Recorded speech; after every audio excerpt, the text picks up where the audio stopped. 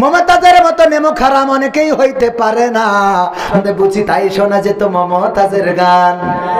ঠিক না বেঠে? মমতাজের গান শোনা গেছে না যায় নাই? মমতাজের গান শুনলাম সংসদে আমার নেত্রী রে তেল দিয়ে কত গান শোনাইলো, আর মমতাজ আপা এখন নীরব হয়ে গেল, নিস্তব্ধ হয়ে গেল, কোনো গান এখন আর শোনায় না। প্রথমে আমি একটা গান গেয়েছিলাম যে আপন বলে পৃথিবীতে কেউ নেই, মনে আছে না নাই? মনে আছে? অথচ দেখেন মমতাজের মতো নেমো খারাম অনেকেই হইতে পারে না। মনির খানের নাম শুনেছেন না শোনেন নাই? তার নায়িকার নাম কি একজন বলেন? হ্যাঁ, এটা তো মুখস্থ থাকতে হবে। অঞ্জনা, এই অঞ্জনা যখন ছেকা দিয়ে চলে গেছে তখন মনির খান তার নাম ধরে গান গেয়েছে না গায় নাই? জানে যে আমি এখনো বিয়ে করিনি, বিয়ে করার পরে আমার স্ত্রী জানবে যে আমার অঞ্জনা নামে কেউ ছিল, তখন বাড়ি ফাটাফাটি বাঁধবে না বাঁধবে না? ونعوذ بالله من شرور أنفسنا ومن سيئات أعمالنا من يهده الله فلا مضل له ومن يضلله فلا هادي له ونشهد أن لا إله إلا الله ونشهد أن سيدنا محمدا عبده ورسوله الذي أرسله بالحق بشيرا ونذيرا وداعيا إلى الله بإذنه وسراجا منيرا فقد قال الله تعالى في كلامه المجيد والفرقانه الحميد شوي পড়েন أعوذ بالله من الشيطان الرجيم بسم الله الرحمن الرحيم منها خلقناكم وفيها نعيدكم ومنها نخرجكم تارة أخرى وقال الله تعالى في شأن حبيبه إن الله وملائكته يصلون على النبي يا أيها الذين آمنوا صلوا عليه وسلموا تسليما اللهم صل على سيدنا مولانا محمد وعلى آله سيدنا নবীর নামে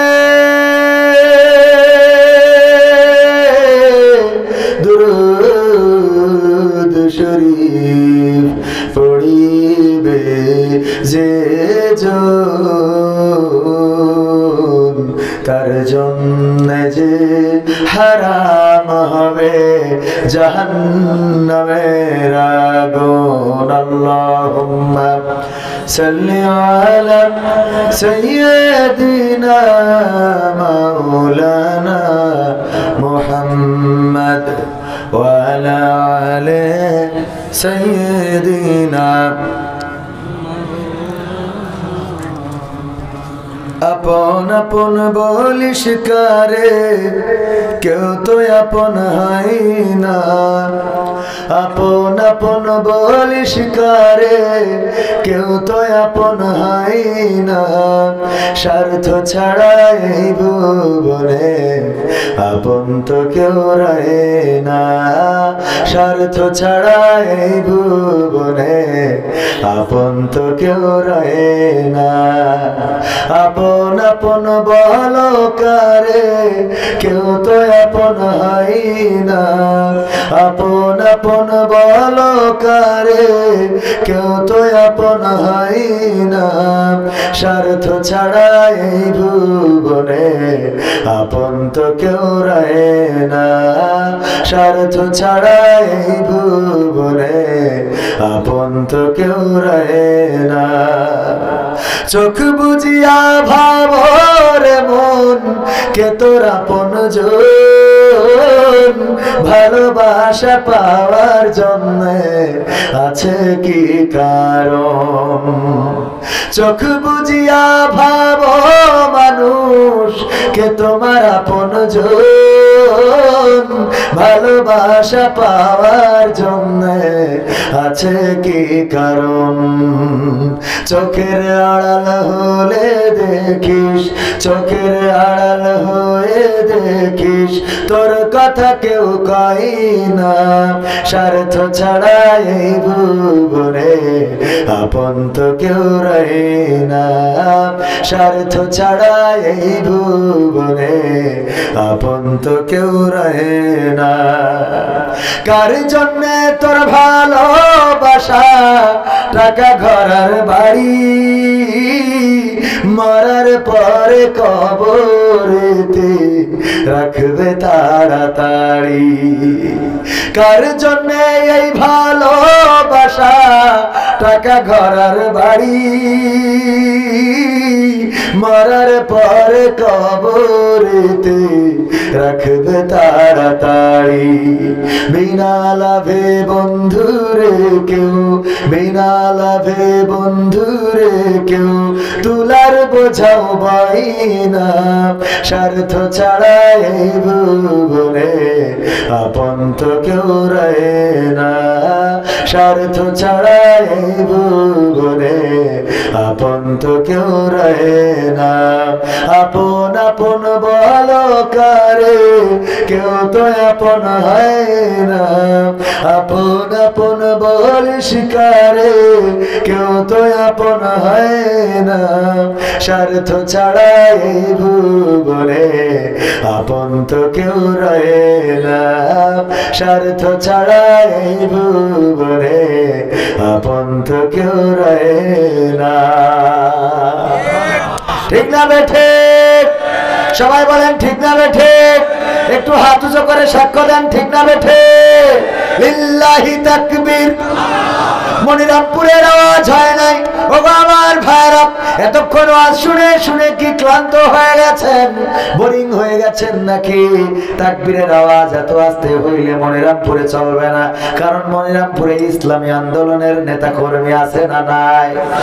আছে না নাই? অ্যাডভোকেট গাজী আনামুল হক এই মনিরামপুরের মাটির সন্তান, অ্যাডভোকেট রকনুজ্জামান এই মনিরামপুরের মাটির সন্তান। আবার আর একজন এমপি ছিলেন, কি যেন সাখাওয়াত হুসাইন না কি যেন, মুফতি ওয়াক্কাস, হ্যাঁ মুফতি ওয়াক্কাস সাহেব এই মাটির সন্তান। সুতরাং এই মাটি উর্বর মাটি, এই মাটিতে আগে বাতিলেরা এসেছিল, আমরা সেই বাতিল মুক্ত করেছি না করি নাই? কথা কয় না, করেছি কিনা?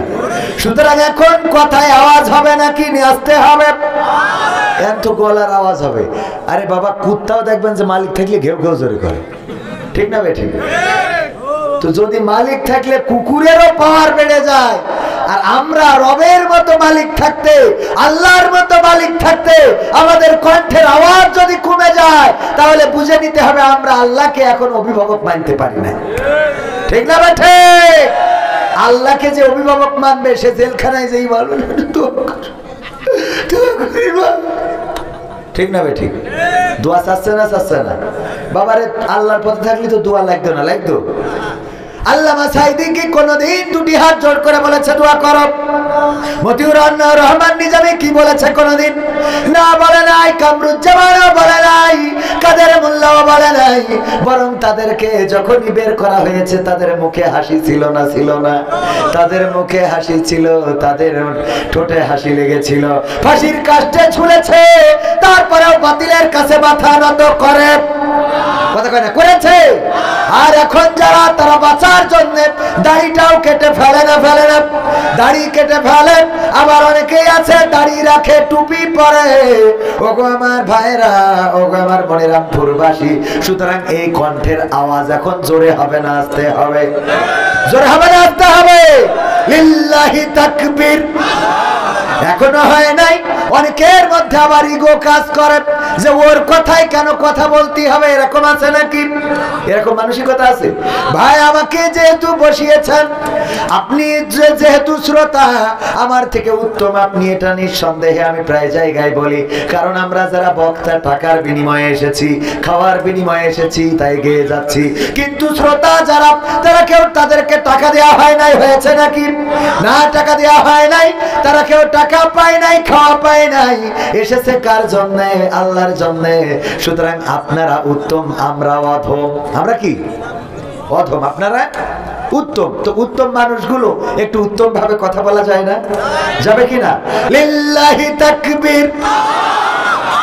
এখনো মন মতো পাইলাম না। ওগো আমার ভাইরা, অভিভাবক যদি আল্লাহকে মানেন, ভয় পাওয়া যাবে না। কেন ভয় পাওয়া যাবে না? উদাহরণ দিতে যে বলি, কোন এক জায়গায় আমাদের সভাপতি সাহেব মাঠে গরু ছেড়ে দিয়ে বাড়িতে এসেছে। পাশেই ছিল একটা বাগান, বন, জঙ্গল। সেই জঙ্গল থেকে একটা বাঘ বের হয়েছে। হওয়ার পরে গরুরে দৌড়ানি দিয়েছে ধরার জন্য, তাড়া করেছে। গরু দৌড়াতে দৌড়াতে দৌড়াতে যখন দেখলো বাঘের সাথে দৌড়াতে পারবো না, তখন পাশে ছিল একটা কাদাওয়ালা ক্ষেত জমি, তার মধ্যে দিয়েছে লাফ। দেওয়ার পরে গরু আটকে গেছে, বাঘও লাফ দিয়েছে ধরার জন্য। কিন্তু বাঘের দৌড়ের গতি ছিল কম না বেশি? বেশি হওয়ার কারণে গরুকে রেখে 3 হাত সামনে যেয়ে পড়েছে। কয় হাত? 3 হাত সামনে যে যখন পড়েছে, বাঘও আটকে গেছে। এমন কাদা, যত ছাড়াইতে চাই তত জড়াইয়ে যায়, যত বের হইতে চাই তত আটকে যায়। গরু কোনো টেনশন ছাড়া জাবর কাটায়, আর বাঘ খালি ছটফট করে যে কি করে বের হওয়া যায়। গরুর কোনো টেনশন নেই, পারপরে পা তুলে জাবর কাটাচ্ছে। বাঘ বলছে, এই গরু, তুই তো আসলেই গরু। গরু বলছে, কেন ভাই, কি হয়েছে? আরে কি হয়নি সেটা বলো। কেন ভাই, আমারে বুঝাই দাও, আমি তো গরু, আমি তো বলদ, বুঝি কম, আমারে বুঝাইলে বুঝবো, বলো কি ঘটেছে। বলতেছে, দেখো, তোমারে আমি ধরার জন্য দৌড়ানি দিয়েছি, আমি ক্ষুধার্ত।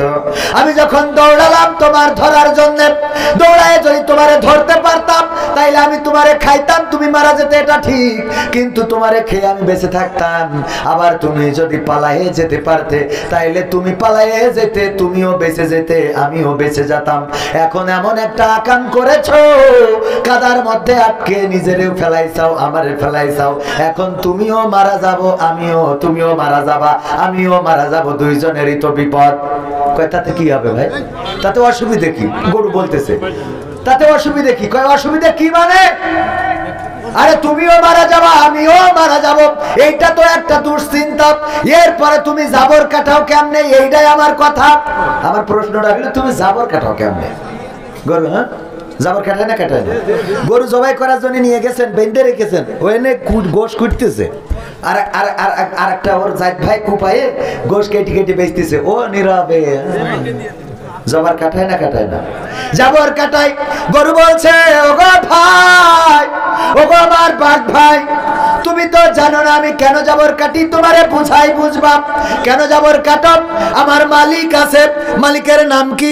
মালিকের নাম হলো মাওলানা জাকাতুল্লাহ সাহেব। মাওলানা জাকাতুল্লাহ, উনি মাহফিলে আছে। মাহফিল থেকে এই সাইড, সবাই একটু জিকির করেন, লা ইলাহা ইল্লাল্লাহ, লা ইলাহা। একটু সালাম কালাম দেবো, শুরু করে নিলাম। এই কার পড়ে গেছে? সবাই জোরে জিকির করেন, লা ইলাহা ইল্লাল্লাহ, লা ইলাহা ইল্লাল্লাহ, লা ইলাহা ইল্লাল্লাহ, মুহাম্মাদুর রাসূলুল্লাহ। ওগো আমার ভাইয়েরা, আমাদের ক্যামেরাম্যানেরা, ওদের একটু দেরি হয়ে গেছে আসতে, কষ্ট হয়ে গেল। আমরা একটু সুযোগ না দিলে ভাইরাও খুব কষ্ট করে এই ঠান্ডার মধ্যে কুয়াশাকে উপেক্ষা করে এসেছে। এতক্ষণ ছিল বাগাছড়া, কোন আছড়া? বাগাছড়া। আমিও ছিলাম, ওরা ছিল, আমি চলে আসেছি, ওরা ছিল। কত বড় এরা ভালো হলো না, ঠিক না বেটে? আমিও নাই, ওরাও নাই। কেমন মানুষ আমার ইউটিউবার ভাইরা, আমি নাই বলে ওরাও চলে এসেছে। ও আমার ভাইরা, একটু কষ্ট হয়ে গেছে, আমি তাড়াতাড়ি এসেছি, কারণ টাইমের মধ্যে আসার দরকার। লিল্লাহে তাকবীর। প্রধান অতিথির আগমন মাহফিলের পক্ষ থেকে। এই মনিরামপুরের মানুষ, আমি তো জানি এটা ইসলামের উর্বর ভূমি, তাই এতদিন আমাদের দাদা এমপি ছিল বলে কি ঝামেলা নিয়ে গেল? কথা কয় না, এমন হলো কেন? কারণটা কি? হ্যাঁ, দাদা এমপি ছিল বলে ভুলে গেছেন তাকবীর, ভুলে গেছেন আওয়াজ, ভুলে গেছেন আল্লাহর কোরআন, ভুলে গেছেন ইসলাম। যদি তাই না হয়, প্রধান অতিথির সম্মানে সবাই একটা আওয়াজ দিয়ে বলছি, নারায়ে তাকবীর। আল কোরআনের আলো, আল হাদিসের আলো, আমার নেতা তোমার নেতা, প্রধান অতিথির আগমন মাহফিলের পক্ষ থেকে। লিল্লাহে তাকবীর। ভাই বলিলেন সাবেক উপজেলা চেয়ারম্যান, আর বলতে হবে না, ঠিক আছে।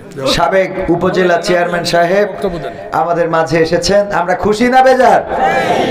দুই একজনের এরপরেও জবানটা খুলতে পারেন নাই। ভাইরা আমার, আল্লাহর নাম নিতে যদি কষ্ট হয়, পরকালে কবরে মান রব্বুকা মান দিনুকা আমার নবীকা কি করে সেখানে জবাব দিবেন? সেই রবের কথা বলবেন।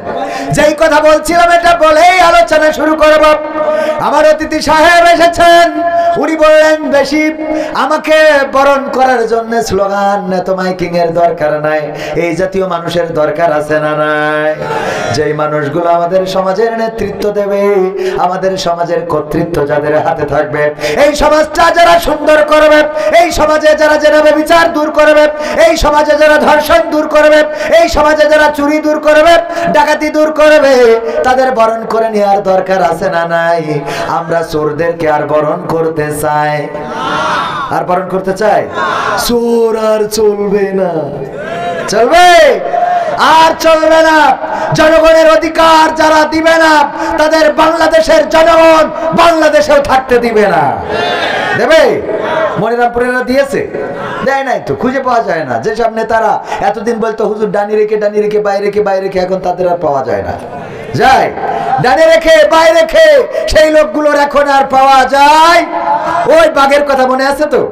বাঘ বলতেছে কি করে জাবর কাটো, অথচ আমি দুশ্চিন্তায় আছি, তুমিও বাঁচবা না আমিও বাঁচবো না, কেমনে জাবর কাটো গো?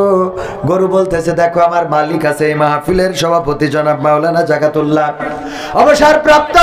উনি যখন মাহফিল শেষ হয়ে যাবে, বাড়িতে এসে যখন গোয়ালে টর্চ লাইট মেরে দেখবে আমি গোয়ালে নাই, তখন আমার মালিক আমার খোঁজার জন্য মাঠে চলে আসবে যে গরুটা বাড়িতে ফেরে নাই। মাঠে এসে যখন ওনার ওই টর্চ লাইট দিয়ে খুঁজতে খুঁজতে এই কাদার মধ্যে আমারেও পাবে, তোমারেও পাবে। আমার পাওয়ার পরে আমার মালিক আমারে উদ্ধার করে নিয়ে যাবে। আর তোমারে দেখার পরে তোমার মালিক না থাকার কারণে, অভিভাবক না থাকার কারণে এখানে বাটাম দিয়ে কাদার মধ্যে পুঁতে রেখে তারপর যাবে। ঠিক না ঠিক? কারণটা কি? গরু বলতেছে ও গো আমার বাঘ ভাই, দেখো আমি জাবর কাটি এই জন্যে, আমার একজন মালিক আছে, আমার একজন অভিভাবক আছে, আমি বিপদে পড়লে আমার মালিক আমাকে ছাড়াইয়ে নিয়ে আসে। একবার আমি একজনের ধান খেয়ে নিছিলাম, তাই আমারে ধরে নিয়ে পন্ডে দিছিল, আপনারা কি বলেন জানি না, খোয়াড়ে দিছিল। এই খোয়াড়ে দেওয়ার কারণে আমার মালিক জরিমানা দিয়ে আমার আবার ছাড়াই নিয়ে গেছিল। আমার মালিক জানে আমি বিপদে পড়লে আমারে কেমনে ছাড়াইতে হয়। সুতরাং আজকের এই কাদার মধ্যে বিপদে আটকে আছি, আমার টেনশন নাই, আমার দুশ্চিন্তা নাই, কারণ আমার অভিভাবক আছে জনাব মাওলানা জাকাতুল্লাহ সাহেব, উনি আমারে উদ্ধার করে নিয়ে যাবে। ওগো বাঘ, তোমার তো কোনো অভিভাবক নাই, তোমার তো কোনো মালিক নাই, এই জন্য আমার মালিক এসে তোমারে এখানে পিটানি দিয়ে কাদার মধ্যে কবর রচনা করে তারপরে যাবে। বলেন ঠিক কিনা? তাইলে অভিভাবক কি জিনিস বোঝা গেছে তো? আল্লাহকে যারা অভিভাবক মানে, তারা জেলে গেলেও তাদের ভয় নাই, তারা ফাঁসির কাস্টে গেলেও তাদের ভয় নাই, রিমান্ডে গেলেও তাদের ভয় নাই। এই জন্য যারা আল্লাহকে ভালোবেসেছে, কোরআনকে ভালোবেসেছে, তারা বাতিলের কাছে মাথা নত করে নাই, তারা কোনোদিন দুশ্চিন্তাগ্রস্ত হয় নাই, তারা কোনোদিন নিজেদের বাতিলের কাছে কোনোদিন সুপর্দ করে দেয় নাই। আল্লামা সাঈদী কোরআনের পাখি 13টা বছর কারাগারে ছিলেন। আল্লামা মামুনুল হক আমার মাহফিলে এসে বললেন, কারাগারের একটা স্মৃতিচারণ করলেন। আল্লামা মামুনুল হক জামাতের লোক নাকি? না, জামাতের লোক না, উনি হেফাজতের লোক। আল্লামা মামুনুল হক উনি জনাব শাইখুল হাদিস আল্লামা আজিজুল হকের রাহিমাহুল্লাহর সন্তান। উনি বললেন, যখন 2013 সালে কারাগারে ছিলাম, কারাগারে থাকাকালীন সময় আল্লামা সাঈদীর সাথে আমার পরিচয় হয়, আল্লামা সাঈদীর সাথে আমার সেখানে সাক্ষাৎ হয়, দেখা হয়, কথা হয়।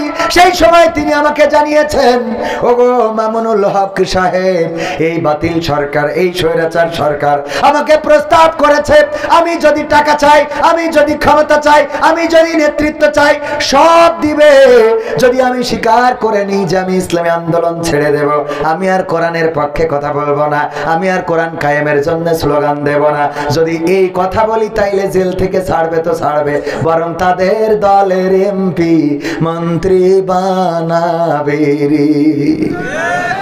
আল্লামা সাঈদী তাদের এই অফারটা গ্রহণ করেন নাই, কারণ এই অফার আল্লাহর রাসূল শিখিয়ে গিয়েছেন এমন অফার গ্রহণ করা যাবে, কথা কেন গ্রহণ করা যাবে? গ্রহণ করে নাই, বরং জেলখানাকে মেনে নিয়েছেন। কারণ তারা জানেন যে যতই নৌকায় চড়ি, যতই আমার নবীর কিস্তি চালাই না কেন, বিপদে পড়লে কেউ পাশে থাকবে না, থাকবে না রে। এখন কি আছে? শেখ হাসিনার পাশে আছে? ভাগ্যটা ভালো, আমাদের মালিক আল্লাহ, তাদের মালিক দাদা, কথা কয় না। আমাদের আল্লাহ নিয়ে নেয় আর তাদের দাদা নিয়ে যায়। ক্ষমতায় কেউ স্থায়ী হয় না, হোক না সে হাসিনা কি বারে না, সে আরটা চিরকাল থাকে না, ঠিক না বেঠে? ক্ষমতায় কেউ স্থায়ী হয় না, মুজিবুর বেশি দিন থাকেনি, জিয়াউর কেউ তো রাখেনি, মুজিবুর বেশি দিন থাকেনি, জিয়াউর কেউ তো রাখেনি, এরশাদ চলে গেছে পৃথিবী ছেড়ে, এরশাদ চলে গেছে পৃথিবী ছেড়ে, কেউ আজ তার কথা কয় না, ঠিক না বেটে? ক্ষমতায় কেউ স্থায়ী হয় না, হাসিনা ক্ষমতা ধরে রাখতে আয়না ঘর বানিয়েছিল, জনগণের রোশানলে দাদার দেশে পালিয়ে গেল, হাসিনা ক্ষমতা ধরে রাখতে আয়না ঘর বানিয়েছিল, জনগণের রোশানলে দাদার দেশে পালিয়ে গেল, ডিবি হারুনের পাশে আর, ডিবি হারুনের পাশে আর পরিমণিদের দেখা যায় না, ঠিক না? ঠিক বললাম, দেখা যায়?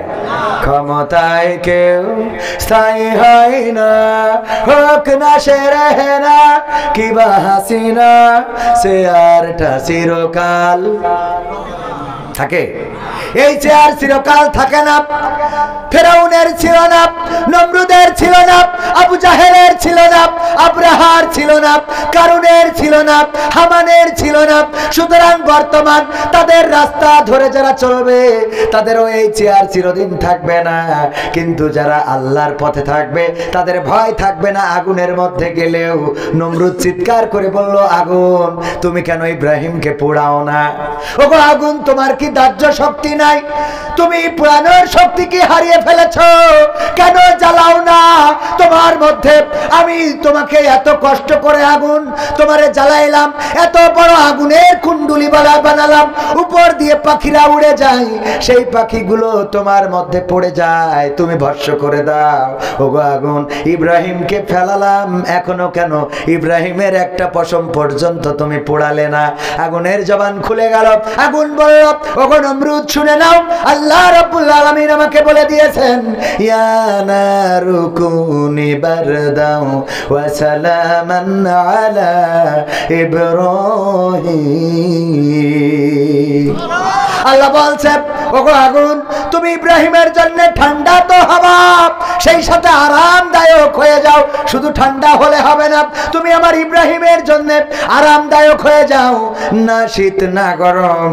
ইব্রাহিমের জন্য আগুনের মধ্যে চেয়ার তৈরি হয়ে গেল, সেখানে বসে রইল। আর নমরুদ নিজেই আক্ষেপ করে, আহারে কি করলাম আর কি হয়ে গেল। যেই সেনাবাহিনী আমার, সেই সেনাবাহিনী বলে আপনি শিগগিরই দাদার দেশে চলে যান। কথা কয় না? যেই সেনাবাহিনীরে আমি টাকা দিয়ে পুষলাম, যেই সেনাবাহিনীরে, যেই পুলিশ, যেই বিএসএফ, যেই বিডিআর, যেই এএনএসআই, যেই ডিজিএফআই সব আমার খায়, ওরা আবার এখন কয় ম্যাডাম আর আমাদের দ্বারা সম্ভব না, আর আমাদের দ্বারা সম্ভব না, এখন আপনার যাওয়ার সময় হয়ে গেছে রে। ঠিক না বেঠে ভাইয়েরা আমার? কোরআনের সাথে মিলাই নেবেন, আল্লাহ রাসূলদের জীবনের সাথে মিলাই নেবেন। যদি ঘটনা না মেলে তাহলে বলবেন যে না মেলে নাই। ওগো আমার ভাইয়েরা, আমি পবিত্র কোরআনের সূরা তাহার 55 নম্বর আয়াতে কারিমা তেলাওয়াত করেছি। ওই আয়াতটা নিয়ে আপনাদের একটু কথা শোনাইতে চাই। আয়াতটা আমাদের অনেকেরই মুখস্থ, সবাই পড়েন। মিনহা খলাকনাকুম ওয়া ফিহা নুঈদুকুম ওয়া মিনহা নুখরিজুকুম তারাতান উখরা। মুখস্থ আছে না নাই? কোথায় পড়ি? কবরে মাটি দেওয়ার সময় আমরা কিছু আয়াত আমাদের দরকারে লাগাই নিয়েছি। যেমন আমরা পড়ি ইন্নাল্লাহা আশতারা মিনাল মুমিনিনা আনফুসাহুম ওয়া আমওয়ালাহুম বিআন্না লাহুমুল জান্নাহ। এই আয়াত পড়ি আমরা টাকা চাই মাদ্রাসার জন্য, টাকা চাই মসজিদের জন্য, অথচ আগের অংশে আল্লাহ বলল যে যারা লড়াই করে, সংগ্রাম করে, নিজেরাও মারে অপরকেও, নিজেরাও মরে অপরকেও মারে। ঠিক না বেটে? যারা নিজেরা মারে, নিজেরা মরে আবার অপরকেও মারে। ও মারামারির কথা কয় না, কোরআনে মারামারির কথা আছে না নাই? যে কয়জন বললো বাকি লোক মনে হয় জানেও না। আছে? আমার তো মনে আছে এখানে ওই আগের দলের লোক যেরাম স্টেজে উঠলি বলতো, হুজুর সময়টা তো বড্ড খারাপ, আপনি তো ভাই সব জানেন, বুঝে শুনে কথা বলে ওয়াজের রীতি টানেন, উস্কানি ফুসকানি মূলক বলবেন না কোনো কথা, এই মঞ্চে রাজনীতি ভাই করবেন না অযথা। আমরাও ভাই কোরআন জানি, মানি মোটামুটি, ঝামেলাতে থাকি মাঝে মাঝে নিয়ে ভোটা ভুটি। মক্তবেতে শিখেছিলাম আলিফ বা তা সা, কোরআন হাদিস মোটেও জানি না, এমন কিন্তু না। তাই রাজনীতি চলবে না ও হুজুর, রাজনীতি চলবে না, তাই রাজনীতি চলবে না ও ভাই, রাজনীতি চলবে। এবার বলতো হুজুর শোনেন, যা বলতো সেটা নিয়ে আমি একটা গান বানাইছি। ও হুজুর এই মাহফিল এইবার প্রথম না আগেও হয়েছে, তাই বলতাম তাই কি? বলছে সেই মাহফিলে বিদেশ থেকে, ঢাকা থেকে, কলকাতা থেকে এক হুজুর আনিলাম, এত মধুর সুর, কবরেতে গেলে পাবো 70,000 হুর। এমন ওয়াজ আছে না নাই? হ্যাঁ, অমুক হুজুর ঢাকা থেকে হুজুর আসিল, এত মধুর সুর, কবরেতে গেলে পাবো 70,000 হুর। অনেক দোয়া আছে পড়লে কোটিতে সওয়াব, সারা জীবন পাপ করিলেও পেয়ে যাব মাপ। বাপ দাদারে নাজাত দিতে করেছি 40, আমার বেলায় 4টা গরু গোয়াল ঘরে পোষা। আমি ও ভাই কিছুটা জানি, মানি না তা না, ছোটবেলায় শিখেছিলাম আলিফ বা তা সা। তাই রাজনীতি চলবে না ও হুজুর, রাজনীতি চলবে না, তাই রাজনীতি চলবে না ও ভাই, রাজনীতি চলবে। এবার বলছে হুজুর শোনেন, মনে করছেন আমি কিছুই মানি না? মানি। আমি বললাম কি মানেন? হুজুর মিলাদ করি কি আমি করি, যাই বাবার মাজারে, হয়তো একটু বিড়ি টানি সালুয়াহাটির বাজারে। আছে না নাই? মিলাদ করি কি আম করি যাই বাবার মাজারে, হয়তো একটু বিড়ি টানি রাজগঞ্জের বাজারে, ফজর নামাজ হয় না পড়া থাকি তখন নিদে, আল্লাহর কসম হয় না কাজা নামাজটা দুই ঈদে। দুই ঈদে নামাজ কাজা। এরকম পীর সাহেব আছে না নাই? আছে মানে কি দেখবেন ঈদের জামাতে নেতা সামনে জায়গা দিয়া লাগে সামনের কাতারে, ও যতই পিছনে আসুক সামনের কাতার, ইমাম সাহেব 6 তাকবীরের সাথে আর আহলে হাদিস অনুযায়ী 12 তাকবীরের সাথে ঈদের নামাজ পড়ে। এ নিয়ে মত পার্থক্য করা যাবে না, দ্বন্দ্ব করা যাবে না। হয়তো ইখতিলাফ থাকতে পারে, দ্বন্দ্ব করার দরকার নাই। আমরা পড়ি 6 তাকবীরে। কয় তাকবীরে? 6 তাকবীরে। যখন ইমাম সাহেব তাকবীর দেয় উনি রুকুতে যাই বসে থাকে, রুকুতে যাই দেখে কই কেউ তো নেই। জানাজার নামাজ কয় তাকবীরে? 4 তাকবীরে জানাজার নামাজে নেতা এসে দাঁড়ায়। যখন ইমাম প্রথমেই সানা অথবা সূরা ফাতিহা যেটাই পড়েন দুইটাই হবে, ইখতিলাফ করার দরকার নেই। ইখতিলাফ আছে পড়ায় যখন ইমাম সাহেব দ্বিতীয় তাকবীর দেয় জানাজায়, উনি রুকুতে দাঁড়ায় কয় কি রে একা, ঠিক না বে ঠিক? আছে না নাই?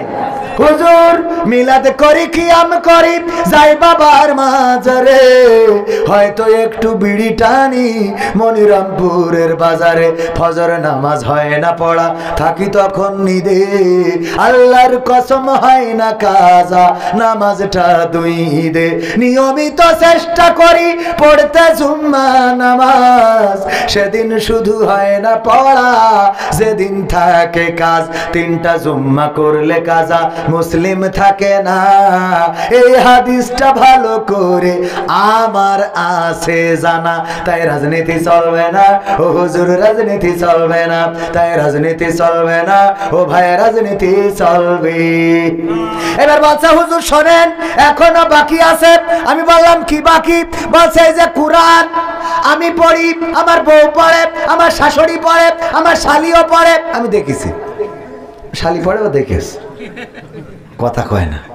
আছে না নাই? বোর থেকে শালির খবর রাখে বেশি, এরকম আছে না নাই? ঈদে বোর হাতে ঈদের বকশিস দিক আর না দিক, শালির না দিয়ে কয় তোমার বোনের না দিয়ে আর না দিই, তোমার না দিয়ে পারিনি। ওরে বাবা, বোর থেকে শালির দরদ বেশি। আছে না নাই? একজন শুনে যে বউ ওর ওই কিড়া মরি গেছে, শালি মরি গেছে, খুব কান্না কাঁদতেছে। তা ও ছেলে বলছে আব্বা এখনো তো মা মরিনি, এত কাঁদছিস কেন? তা বলছে তোর মা মরি গেলে আমি তো তোর খালারই নিকে করতে চাইলাম, তো সেইটা তো আগে তেসবারা খাইলো, এই জন্য একটু কান্নাটা বেশি। এরকম আছে না নাই? ওরে স্বামী স্ত্রী আমার যেমন তেমন, শালি আমার মনের মতো, এমন আল্লাহর ওলি আছে। হুজুর মিলাদ জিহাদ মিহাদ এই কোরআন পড়েছি, সব পড়ে দেখা শেষ, কিন্তু জিহাদ মিহাদ কোথায় আছে দেখিনি কোনখানে। দরগা পীরের মাজার আমার অনেক বেশি টানে গো বাবা, অনেক বেশি টানে। আছে না? এখনো বাজি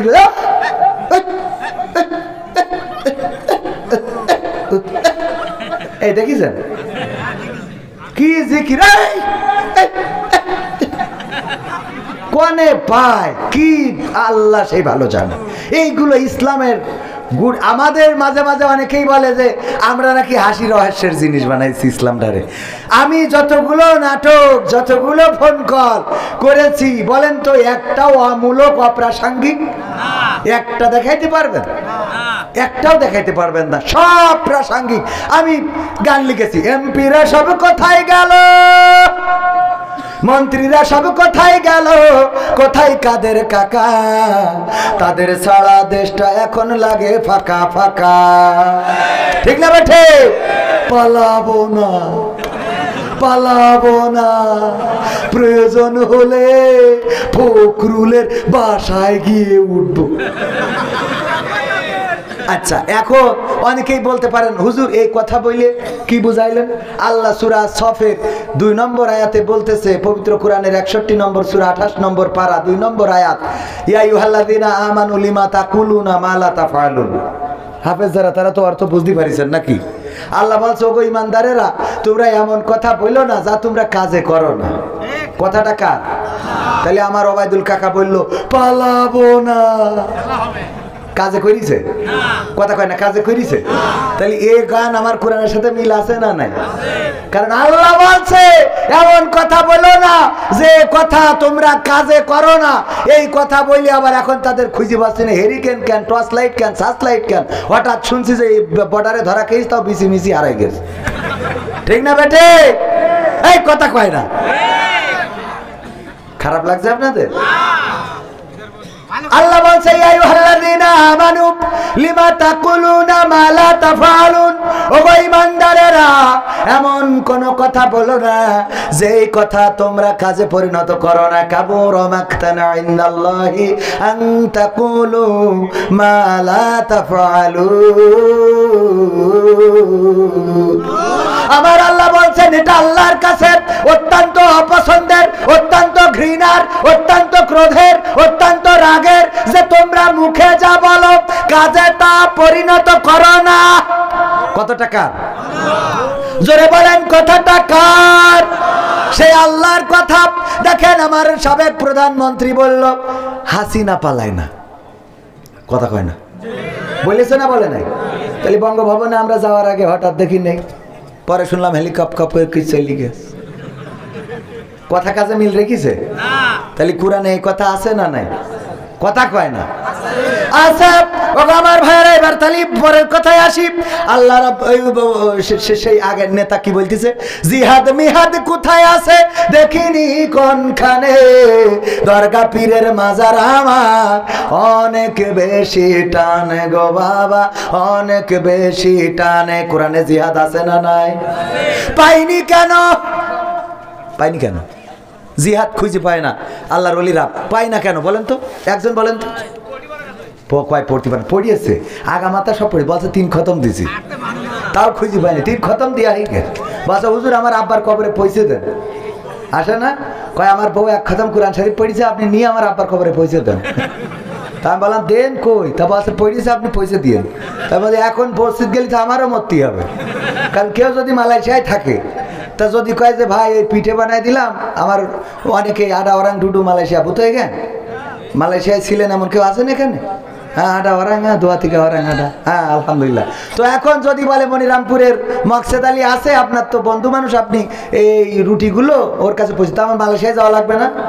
তা ওই যে যারা এসে কয় 20,000 কালেমা পড়েছি কবর পিতা মর্তিতে হবে না, মরলে ওখানে যে দিয়ে আসবো কি করে? তা সেটা বাদ দেন, ওদিকে না যায়, অত কথার দরকার নেই। আমি যেটা বলছি কোরআন পড়িয়েছে, 3 খতম দিয়েছে, তাও জিহাদ খুঁজে পাইনি। কারণটা কি? কারণ না কয় স্বার্থে। ওরে বাবা রে, এই আমি উদাহরণ দিই। আমার প্রধান চেয়ারম্যান সাহেব, চেয়ারম্যানের কথা, আমি সভাপতির কথা বলি। সভাপতি সাহেব মনে করেন যে এই অনেক বুদ্ধিমান মানুষ, তো হুজুর মানুষ, মাওলানা মানুষ। তো উনি একটা মুদিখানার দোকান আছে রাজগঞ্জে, ওই মুদিখানার দোকানে একটা কর্মচারী লাগবে, তা কর্মচারী না রেখে একটা ময়না পাখি কিনেছে, কারণ লোকের ভিড় হয়ে যায়। গেলেই ওনার একটু হিমশিম খায়, যে সবাই এসে কয় এই বিস্কুট দেন, এই চা দেন, এই এ দেন, এই তা দেন। তো উনি একটা ময়না পাখির বাড়ি বোর বলি দিয়েছে যে শিখাবা, লাইন দাও, এক এক করে এইসো, লাইন দাও, এক এক করে এইসো। এখন এই ময়না পাখি শিখেছে লাইন দাও, এক এক করে এইসো, লাইন দাও, এক এক করে এইসো। এটা শিকার পরে উনি ওই পাখি নিয়ে যেয়ে তো খাঁচায় ওই যে দোকানে টানাই দিয়েছে খাঁচার মধ্যে। যখনই লোকের ভিড় হয়ে যায় তখন ওই ময়না পাখি ডাকে লাইন দাও, এক এক করে এইসো, লাইন দাও, এক এক করে এইসো। তো মানুষ কয় দেখো পাখি তাই বলছে লাইন দিয়ে এক এক করে এইসো, সুতরাং মানুষ তোমরা একটু লাইন দাও। সবাই লাইন দিত, যে পাখি বলতেছে, যদি কথা না শুনলে কেমন হয়। এখন ওই রোজার মাস, ওই দোকানে সিমাই বেঁচেছে, কিন্তু ডেট এক্সপায়ার, গত বছরের সিমাই এই বছরে বেঁচেছে। খাওয়ার পরে সবাই টয়লেটের সাথে যাওয়া আসা। পরের দিন রাগ হয়ে গেছে, গেছে রাজগঞ্জে, উনার ধরি উত্তম মাধ্যম দেওয়া শুরু করেছে, কলার ধরি টেনে নিয়ে বলছে যে এই যে সিমাই খাইয়ে সবার পেট খারাপ করিয়েছে। আর মায়ের যখন দেখছে লোকজনে জড়ো হয়ে গেছে, এই আমারও বেকায়দা হয়েছে, আরেকজন কয় আমারও বেকায়দা হয়েছে, আরেকজন কয় আমারও বেকায়দা হয়েছে। পাখি কয় লাইন দিয়ে এক এক করে এইসো, লাইন দাও, এক এক করে এইসো। এখন এই যে গণধুলাই শুরু হয়েছে, এমনি তো যদি 1-2 মারে মানে ভিড়ির মধ্যে, তাও তো 2-1 কম খাবে, কিন্তু লাইন দিয়ে যদি এক এক করে আসে, তাহলে একেবারে রাজগঞ্জতে ভ্যানে করে কাফনের কাপড় নিয়ে বাড়ি আসা লাগবে না? ঠিক না বে ঠিক? এখন ময়নাজা বলছে 7-10 থেকে মিটিং শেষ হয়েছে, 2-1 কথা বলে আপনি ও আচ্ছা, তা অবশ্যই অবশ্যই আমি মনে করছি যে আহারে আমরা কষ্ট দেবো কেন, আমাদের মেহমান উনি যশোর থেকে অনেক কষ্ট করে এসেছেন, তো আমাদের একটু সালাম বিনিময় করবেন। আমরা আমার মুখতারামকে আমি মনে করলাম হয়তো সে, আমি তো বেশি সময় করব না, 12টা পর্যন্ত, তো একটু খাওয়া দাওয়া করা হয়নি এখনো। আমার খাওয়ার প্রয়োজন নেই, আমি একটু সালাম বিনিময় করবে না, খাওয়া একটু সালাম বিনিময় করবে, ওনাদের ব্যস্ততা আছে, তো আমরা একটু সময় দিতে পারবো না ইনশাআল্লাহ। কে উঠা যাবে না কিন্তু, কে উঠবেন না। আলহামদুলিল্লাহ। হ্যাঁ, সম্মানিত উপস্থিতি, ওটা আমার কাছে দাও। আজকের মাহফিলের প্রধান অতিথি আমাদের একান্ত প্রিয় মহাজন, শ্রদ্ধেয় বড় ভাই আলহাজ মোহাম্মদ মুসা, উনি আমাদের সকলের উদ্দেশ্যে সংক্ষিপ্ত কথা বলছেন। আমি মোহতারামকে অনুরোধ জানাচ্ছি। আজ আমার আলোচনার বিষয়ও কিন্তু মুসা আলাইহিস সালাম আর ফেরাউন। বিসমিল্লাহির রহমানির রহিম। আজকের এই মাহফিলের ধর্মীয় মাহফিল আমাদের কাছে, যারা আমরা মুসলমান হয়ে জন্মেছি, এই ধরনের মাহফিলগুলো আল্লাহর কাছে খুবই পছন্দের।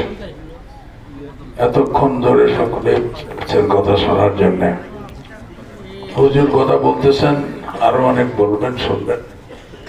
আমি অনেক ঝামেলার মধ্যে থেকে বেরিয়ে বন্ধ হয়ে যাচ্ছে মাইক, তারপরেও এখানে যেহেতু ওয়াদা করেছি যাবো, ইনশাল্লাহ পৌঁছেছি আপনাদের কাছে। আসসালামু আলাইকুম। আলহামদুলিল্লাহ। সাথী ভাইরা, আমরা যারা মুসলমানে জন্মগ্রহণ করেছি, আমরা সকলেই নিঃসন্দেহে গর্বের যে আমরা হযরত রাসূল সাল্লাল্লাহু আলাইহি ওয়াসাল্লামের শেষ নবী, যিনি তার উম্মত হতে পেরেছে, এটাই ধর বেটা ভাই, কোথায় তিনি গেছে।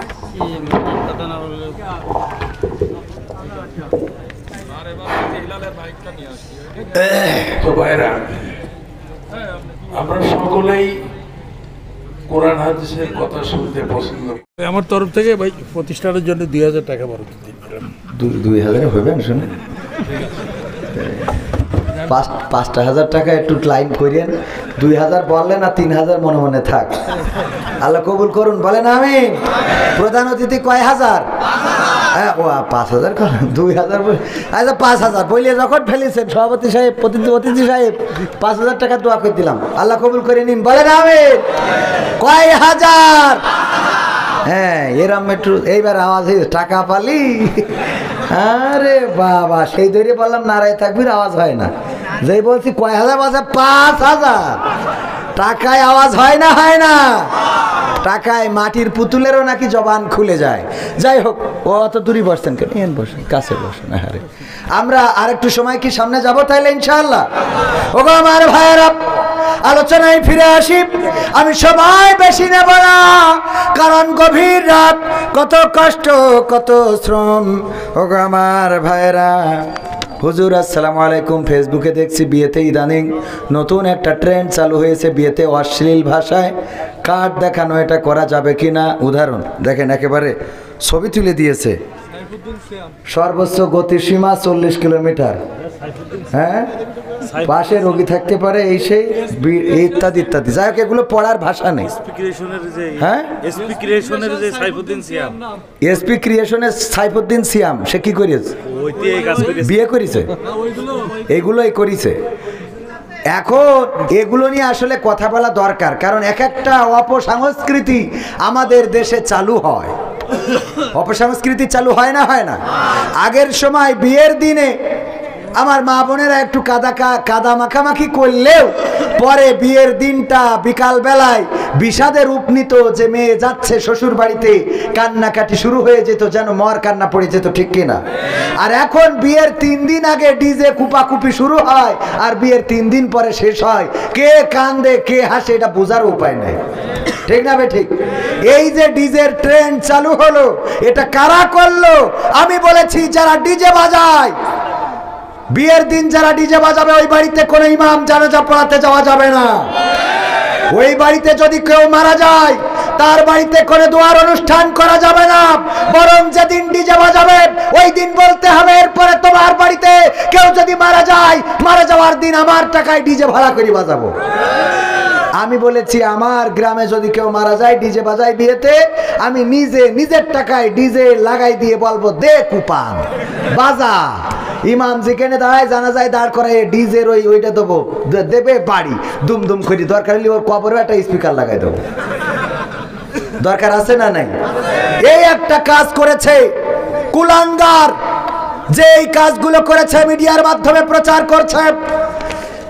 বিয়ে করেছে, স্ত্রী পাশে বসা, বিয়ের স্টেজে দেখলাম যে পেপারে প্রিন্ট করে নিয়ে গিয়েছে যে নতুন গাড়ি আসতে চালাবেন। আমি কই কুলাঙ্গার, তোমার বাবার জন্য তোমার মা গাড়ি হয়েছিল, তোমার মাকে যে এই কাগজটা দেখাও, তোমার বাবাকে দেখাও। সর্বোচ্চ গতিসীমা এত, এটা তোমার বাবাকে বলো।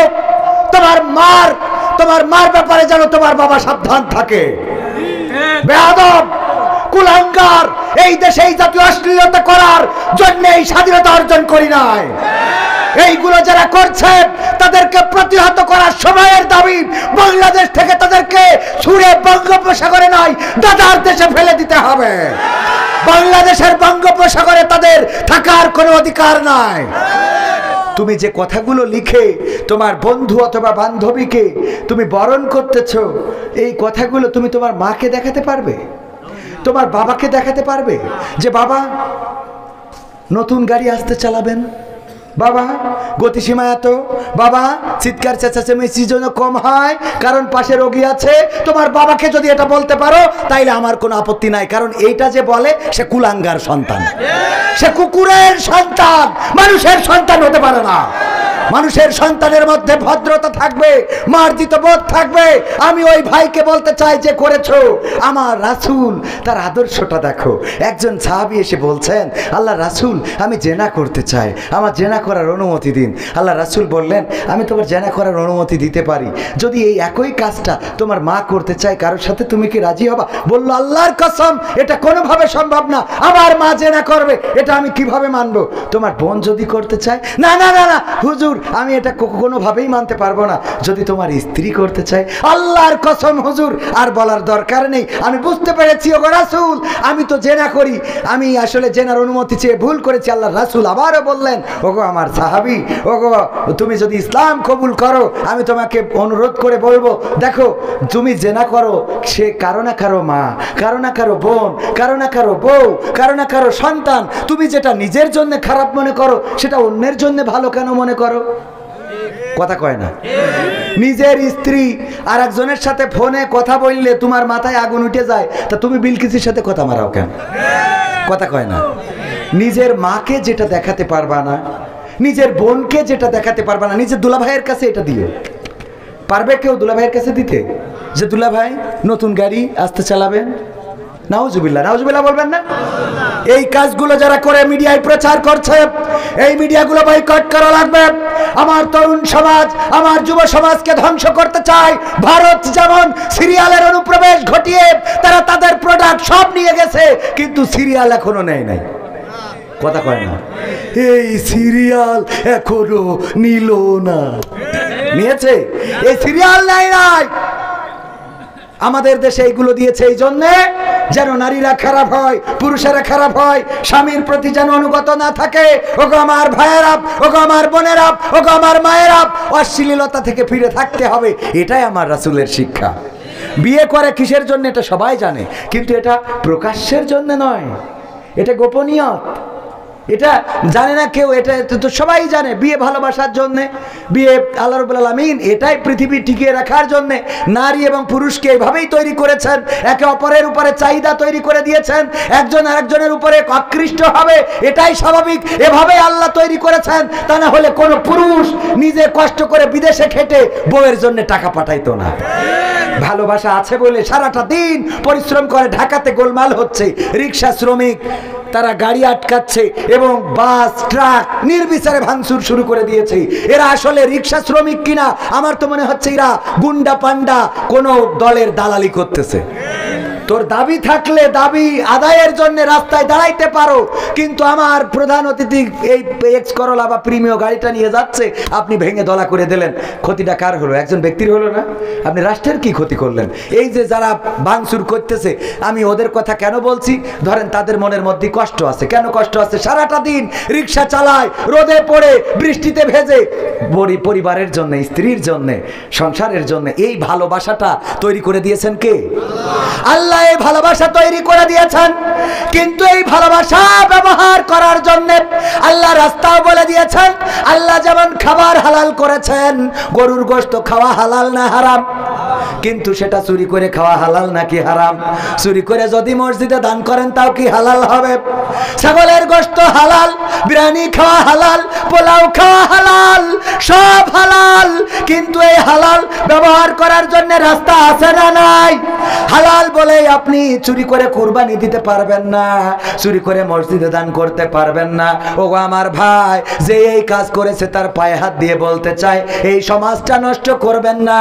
যেই কথাটা মাকে বলা যায় না, যেই কথাটা বোনকে বলা যায় না, যেই কথাটা আপনজনদের সামনে বলা যায় না, সেই কথাটা কেন মিডিয়ার সামনে আমার যুবক যুবতীদের দেখায় দেখায় বললে? আল্লাহ তোমার হেদায়েত নসিব করে দিন, বলেন আমিন।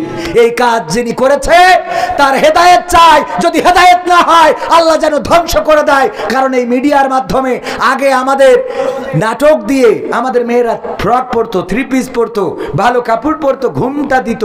আমাদের মিডিয়ার মাধ্যমে দেখানো হয়েছে যে ওইটা পরার দরকার নেই, প্যান্ট পরো আর শার্ট পরো।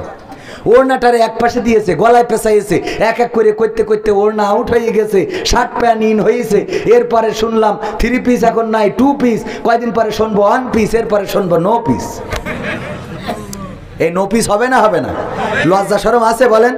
আজকালকের ছেলেরা বই নিয়ে আর বসে না, ও বাবা গুগলে সার্চ করিয়া পড়ে।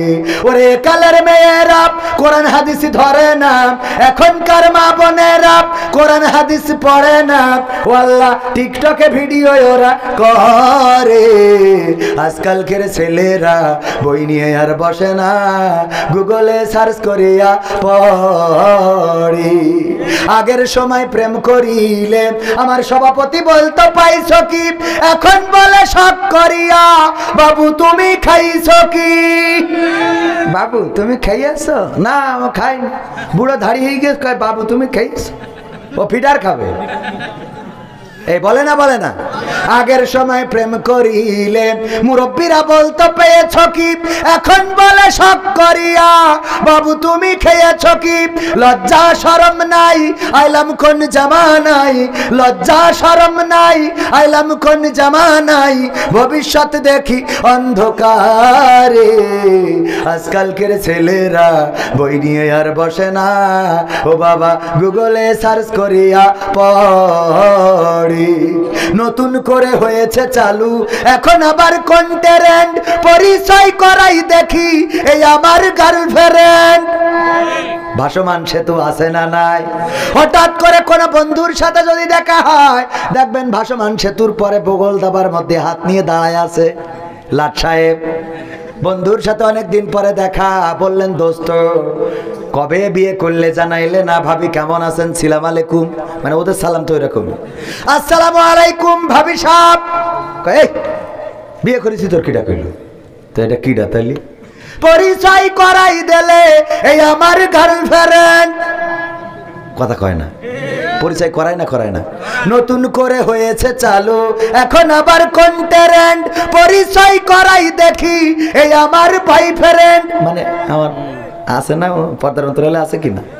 ওরাও পরিচয়। হঠাৎ করে বাড়ি একখান ধরে নিয়ে চলে গিয়েছে, মা বলছে বেগানা ছেলে কিটা? বাচ্চা আল্লাহ আম্মা আমার বয়ফ্রেন্ড আম্মা। ও 14 লাইলাতুল ফেব্রুয়ারিতে একসাথে চলতেছি। লাইলাতুল ওই রাতিরটা শুরু হয়ে গেছে স্টার্ট। মা কয় তা আগের তো বলবি না, আমি মনিরামপুরিতে দুটো ডালিম কিনে এনে খাওয়াতাম। আব্বা ভালো আছো? ওরে আব্বা, নিজের বাপের আব্বা ডাকে না, আর মেয়েটা ধরে নিয়ে আইছে। এরপরে কয়দিন পরে কাউন্সিলে যাই শুনি উনি নালিশ দিচ্ছে, আমার বিয়ের প্রলোভনে 7 বছর ধরে ধর্ষণ করিয়েছে মাছেদের ছেলে। তোর বিয়ের প্রলোভনে 7 বছর ধরে ধর্ষণ করে কেউ? ধর্ষণ তো নাই, একবার নাই দুবার হবে। একবার হলো তো তোর সাবধান হওয়ার কথা। তুই 7 বছরের সাবধান হতে পারিনি, তুই কই না আল্লাহর ওলি, কথা কয় না। পীর সাহেব 7 বছর ধরে তোমার ধর্ষণ করে, তুমি সাবধান হতে পারো নি। এখন কাউন্সিলে যে চেয়ারম্যানের কয় আমার বিয়ের প্রলোভনে ধর্ষণ, তুই তো ওর বেকায়দা করেছিস, ও তো ভার্জিন ছিল, তুই ওর তো চরিত্রটা নষ্ট করেছিস, কথা কয় না। এরকম আছে না নাই? নতুন করে হয়েছে চালু এখন আবার কন্টেন্ট, পরিচয় করাই দেখি এই আমার বয়ফ্রেন্ড। শরমের মাথা খাইয়া গেছে ওরা পাগল হইয়া, শরমের মাথা খাইয়া গেছে ওরা পাগল হইয়া। ভবিষ্যৎ দেখি অন্ধকারে, আজকালকের ছেলেরা বই নিয়ে আর বসে না, ও বাবা গুগলে সার্চ করিয়া পড়ি। আছে না নাই? মনিরামপুরে নাই? আছে। কিডা কিডা হাত উঁচু করেন। এই শোনেন, এই যে ফসাং করে হাত উঁচু করবেন এটা কিন্তু ঠিক না। বুঝে শুনে কি শুনে বুঝে শুনে, কারণ আপনি ভুল করে হাত উঁচু করলে অনেক সময় বেকায়দা হইতে পারে।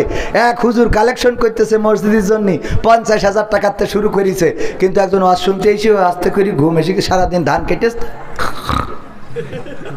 হুজুর কালেকশন করছে। ভাইরা আমার, 50,000 টাকা দেওয়ার মতো কোন আল্লাহর বান্দা কি আছেন? একটু হাত উঁচু করেন, কেউ তোলে না। সুর দিয়ে যখন হলো না, তখন এবার চেঁচামেচি শুরু করে দিয়েছে। 50,000 টাকা দেওয়ার মতো একজনও কি নাই? হাত উঁচু করেন। ঘুমিতে উঠে পরে শোনে হাত উঁচু করতে বসে আছে। হাত উঁচু নাম কি? মিস্টার ওবায়দুল কাদের।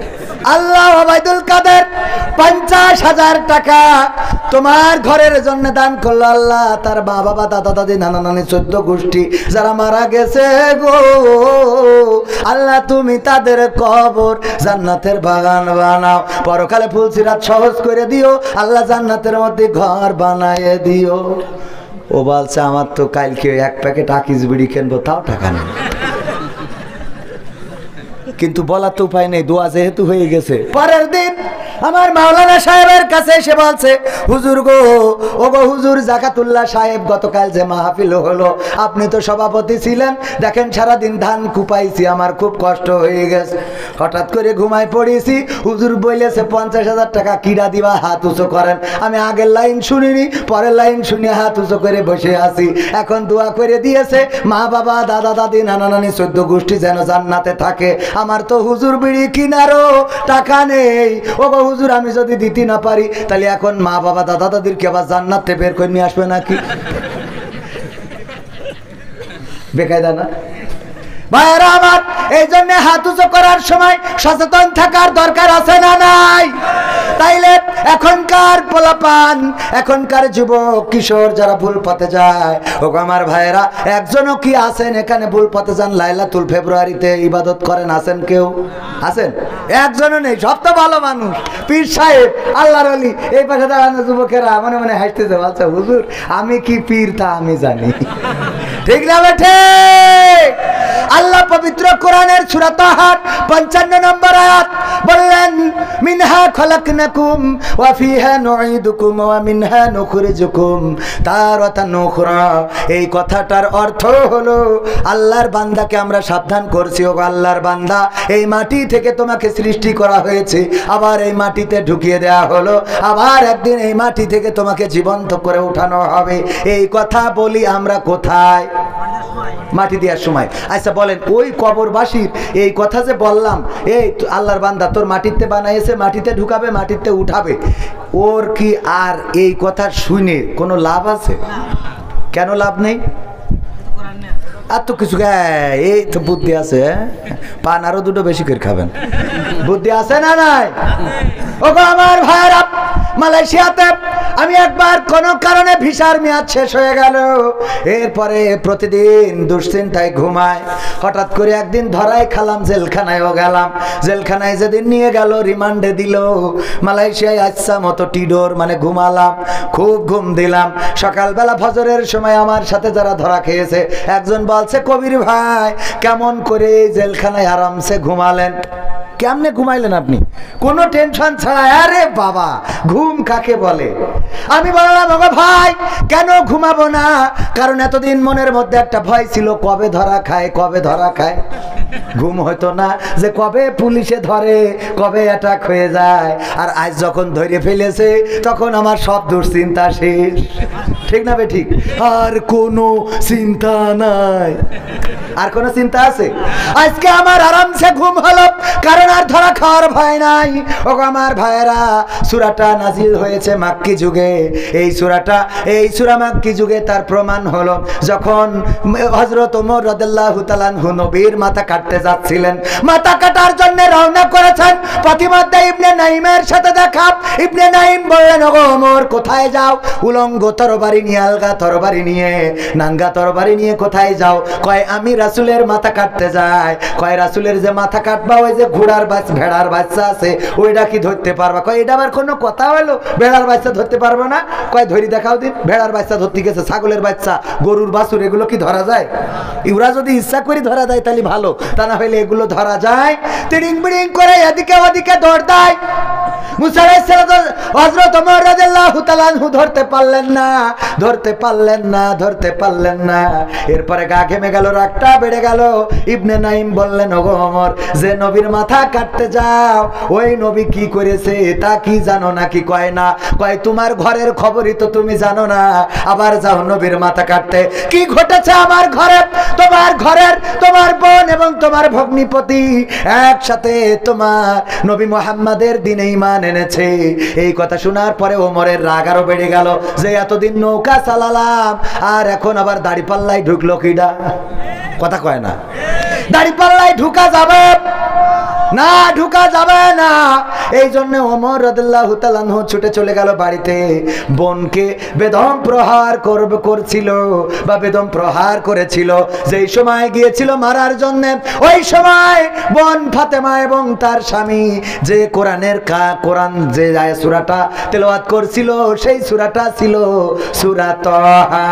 কোন সূরা? সূরা তাহা। এই সূরাটা মাক্কি সূরা। কি সূরা? মাক্কি সূরা আর মাদানী সূরা। আমরা পার্থক্য বুঝি কিনা? ভাইজান, আমার জন্য এত কষ্ট করতে হবে না। আমরা পার্থক্য বুঝি কিনা? আমার ভাই খুব ভালো মানুষ, আল্লাহ তার ভালো জায়গায় বিয়ের ব্যবস্থা করুন। বলেন আমি বিয়ে হয়ে গেছে, তা আগের থেকে হবে না জায়গা, 2 বাচ্চা হয়ে গেছে, আর আপনি আমার বাতাস দিচ্ছেন, এটা হইলো? ভালো মানুষ, আল্লাহ নেখায়াত দিন। বলেন আমিন। এই যুবকেরা, তোমাদের কি অসুবিধা লাগতেছে? 12টা তো বেজে গেছে, এই জন্য একটু কষ্ট হচ্ছে আপনাদের। আর একটু সময় যাব সামনে, আর একটু সময় যাব। আসলে আমি কোনো সময় মাইকদের খারাপ বলতে চাই না, কারণ মাইক একবার পাবনায় খারাপ বলেছি, ও বন্ধ করি বলছে এবার অস করেন। এই জন্য ভয়তে আর বলি না। তা আমার মাইক ভাইদের বলবো যে আগামীতে সার্ভিস একটু ভালো করবেন, তা না হলে মাইক ভালো না থাকলে হুজুরও ভালো থাকে না। ঠিক না ভাই? ঠিক। আল্লাহ আমার ভাইকে সার্ভিস উন্নত করার তৌফিক দান করুন। বলেন আমিন। সুযোগ দেওয়ার দরকার আছে না নাই? মেশিন এই নিয়ে বসে থাকবেন, কিন্তু আমরা বেকায়দায় পড়ে যাবো, তাহলে তো হবে না। মেশিন যেন কাজে লাগে। আল্লাহ কবুল করুন। বলেন আমিন। একজন প্রশ্ন করেছে, একটা মেয়ের 2টা স্বামী রাখা কি জায়েজ আছে? আমরা তো এখন দেখছি এটাই হচ্ছে, এ বিষয়ে কিছু বলেন। নাউজুবিল্লাহ বলবেন না? আসলে এইগুলো ঘটছে। একটা মেয়ের 2টা স্বামী কি 4টা 7টা পর্যন্ত স্বামী। কি অবস্থা, সমাজটা কোথায় গিয়েছে! আমি কয়দিন আগে পত্রিকায় পড়লাম, 2 স্বামী ঠিকভাবে সে সার্ভিস দিয়ে আসছিল, হঠাৎ করে বেকায়দা হয়ে গেছে, ব্রেক ফেল। মাঝে মাঝে হয় না, সত্য কোনোদিন চাপা থাকে? কথা কয় না, সত্য কোনোদিন চাপা থাকে? একজন নারী 2 জন স্বামী যদি রাখে, এর মতো জাহেল, এর মতো কুলাঙ্গার, এর মতো নিকৃষ্ট পাপী আর এই জামানায় হতে পারে? সুতরাং জায়েজ তো দূরের কথা, আমরা তো মাঝে মাঝে বলি জাহান্নামেও জায়গা হবে না, ঠিক কি না? এদের জাহান্নাম মানে কি? এদের জন্য আলাদা স্পেশাল জাহান্নাম বানাতে হবে, যে এদের গতানুগতিক জাহান্নামে দিলে হবে। আল্লাহ যে বিধান দিয়েছে এইটাই আল্লাহর বিধান। আগে হযরত ইসহাক আলাইহিসসালাম, সম্ভবত বা ইয়াকুব আলাইহিসসালামের জামানায় আপন বোনকেও বিয়ে করা যেত, তার শরীয়তে জায়েজ ছিল। মুসা আলাইহিসসালামের শরীয়তে শূকর খাওয়া জায়েজ ছিল, খিনজির জায়েজ ছিল।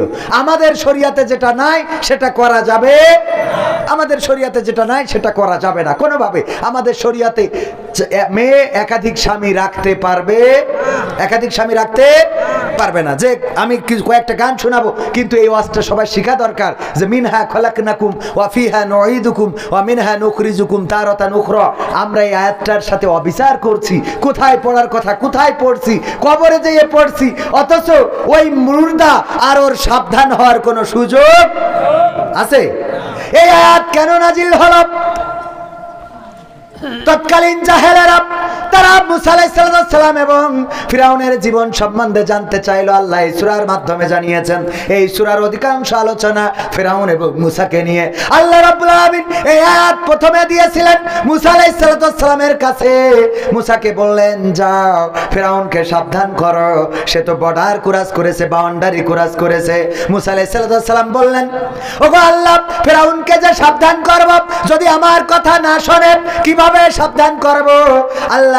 আল্লাহ বললেন, তুমি তাকে মুজিজা দেখাবা। কি মুজিজা? তোমার হাতের লাঠি ছেড়ে দিবা, সাপ হয়ে যাবে, হাত বগলের মধ্যে ঢুকাবা আর বের করবা, জলজল করতে থাকবে, আবার বগলের মধ্যে ঢুকাবা, ওই হাত আলোটা বন্ধ হয়ে যাবে, নূরের প্রদীপ নিভে যাবে, এইভাবে তুমি তাকে দেখাবা।